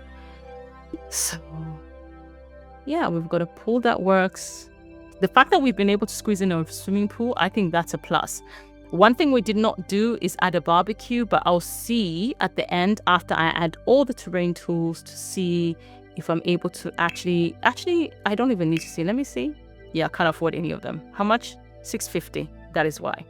So a barbecue will not be necessary, but we are going to make the entire land with fencing look absolutely gorgeous by the time we're done. Okay, so from here on, we're just going to go ahead and speed through everything.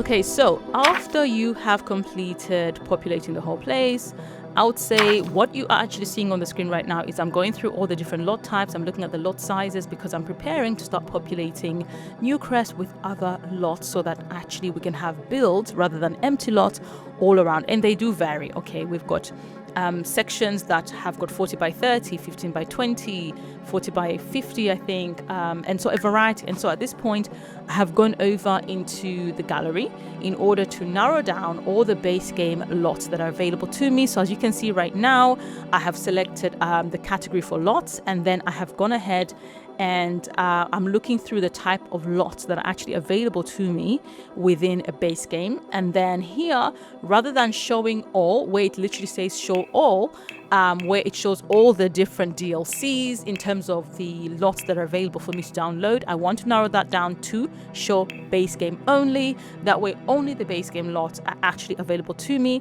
And so at this point, it's just a matter of I'm literally just looking through to see which are the best lots for me, or lots that I would prefer to actually download and actually add to the neighborhood of should I say the world of Newcrest. Now this one that I selected is actually one of the most popular ones. I've used it before when I was first new playing The Sims, and I think I kind of like decided against it. So you're going to see me closing this in a second. Because I just wanted to find something else. And again, bear in mind that I'm trying to find lots that actually match the lot sizes that are available. So I'm trying to find builds that actually match the lot sizes. So at this point, I'm looking to see which lot type that I want to download first. And if I'm not mistaken, the first one that I actually pick ends up being a playground. And I think the playground, because I think I thought along the lines of I've never downloaded a playground before, I've never made one before, so it would be kind of nice to have a playground for little kids, etc., for them to kind of enjoy. And I decided to place the playground on an area that I decided was going to be like the town, if that makes sense, you know, when you're going to the town center or whatever, so in the town district area. And that's where I decided to place this particular playground. And then what I proceeded to do is I just kept on looking at the lot size, coming back into the gallery, seeing which base game versions of which lot type I wanted to download, and then I placed them accordingly. And the good thing is about doing it in this way is I do not have to go into build by in order to keep placing each build, because that takes so much longer, right? And so in this case, I actually just stayed in what's this particular one called? I stayed in world edit mode. Okay, I stayed in world edit mode, and when you stay in world edit mode, all you have to do is literally go straight to the gallery. So long as you know which lot size you're going to be placing the build on, then you know what lot size you're going to be looking for when you are actually in the gallery. So in this case, I knew that I was going to be placing this particular playground on a 30 by 20 lot. And so as you can see, I am looking at the 30 by 20 lot, and I'm about to place the lot. And as you can see here, I'm about to pick a 30 by 20 lot, and I'm trying to pick which neighborhood, and I decided to with the city district. So this is the area that I decided a lot of the all the lots that are going to be on that line, on that road, are actually all going to be community lots. That was the decision that I made, because I said that's going to be the little town center type thing. I think in most cases a lot of people tend to choose that area to be like a town center because it kind of looks that way, right? And so after placing that, I kind of repeated the same thing. Okay, literally go back into the gallery, select another build type or lot type, and then, you know, make sure that it matches the lot size that I'm going to be placing it on, and so on and so forth. And then basically what I proceeded to do is, as well, in regards to the neighborhoods, the houses, which is the residential properties, I pretty much did the same thing in terms of who were going to be the neighbors around the base game house that I built. And also on the other side, I kind of mixed it up a little bit, where I created a neighborhood that's got more like joint houses and apartments, and then I also added a library and a bar in that area as well. Okay, and so when I finished, that's when I decided, now at this point I'm like, okay, so all these lots, especially the residential ones, they've actually got no people living there, and it's nice for my Sims to actually be able to have some neighbors, correct?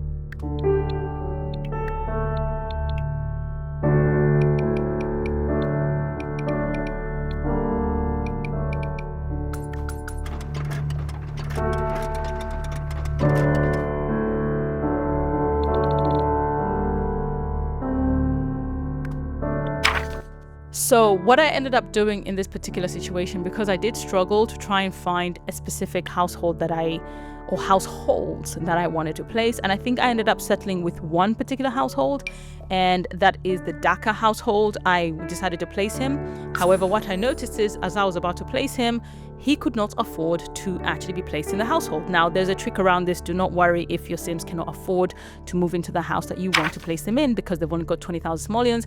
Activate the cheats. The cheats console comes up, and all you have to do is type in free real estate on. Okay.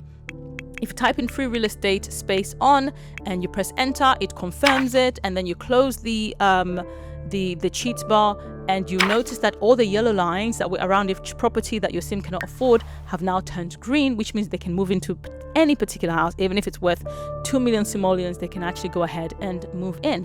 And so any household now that you try to move in from the gallery, or those that are actually homeless that you can find, you'll be able to place them anywhere, and they'll be able to afford to actually move in, which is what I just did with DECOR. Now, what I ended up doing in this particular next thing is, because I just thought, oh, it's tedious having to go through the gallery, and I don't want to do that. So I actually selected the two people icon at the top corner on the right, and then it brings up this manage households, right?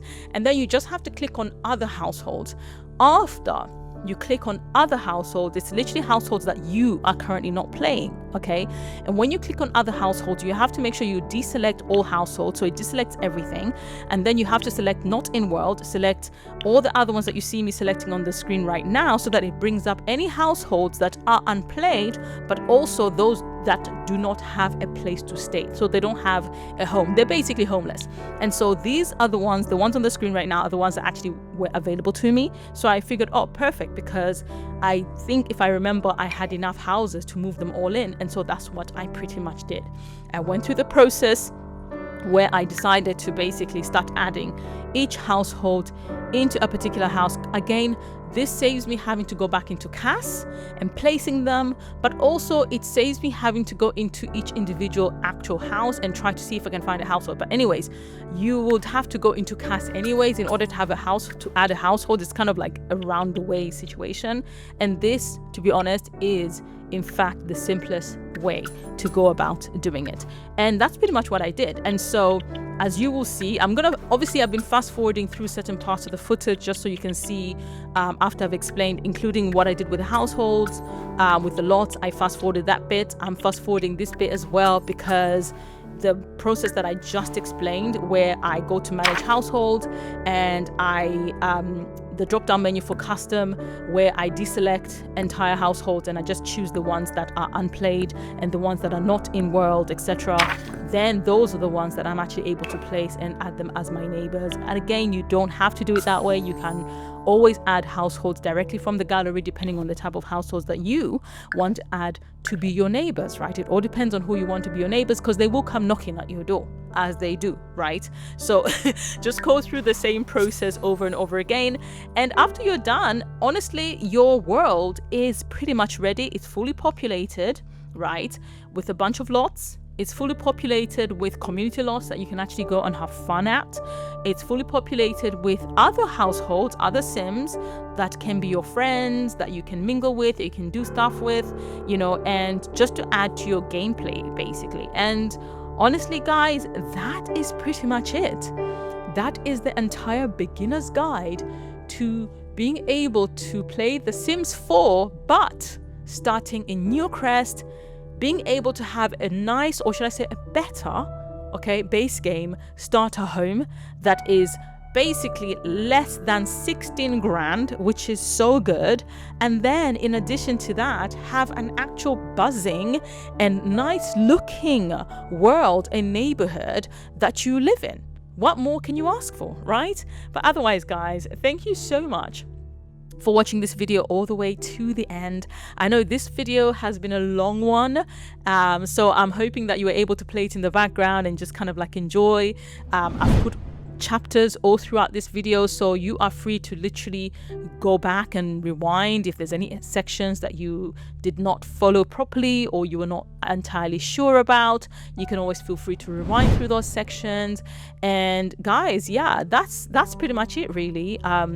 And please do leave your comments down below. Let me know what you think. If there's any other tutorials, anything that you want to learn about, especially if you're new at playing The Sims, or if there's other like tricks and bits and pieces you want to learn about The Sims 4 and how to play, feel free to leave your comments down below. I'll be much obliged to be able to make the video accordingly.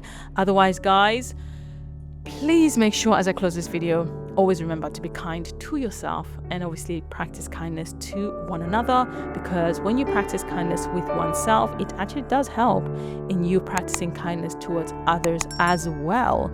And also, you never know what an act of kindness can do in order to try and help save somebody's life. Until next time, for myself, is take care, God bless, and goodbye.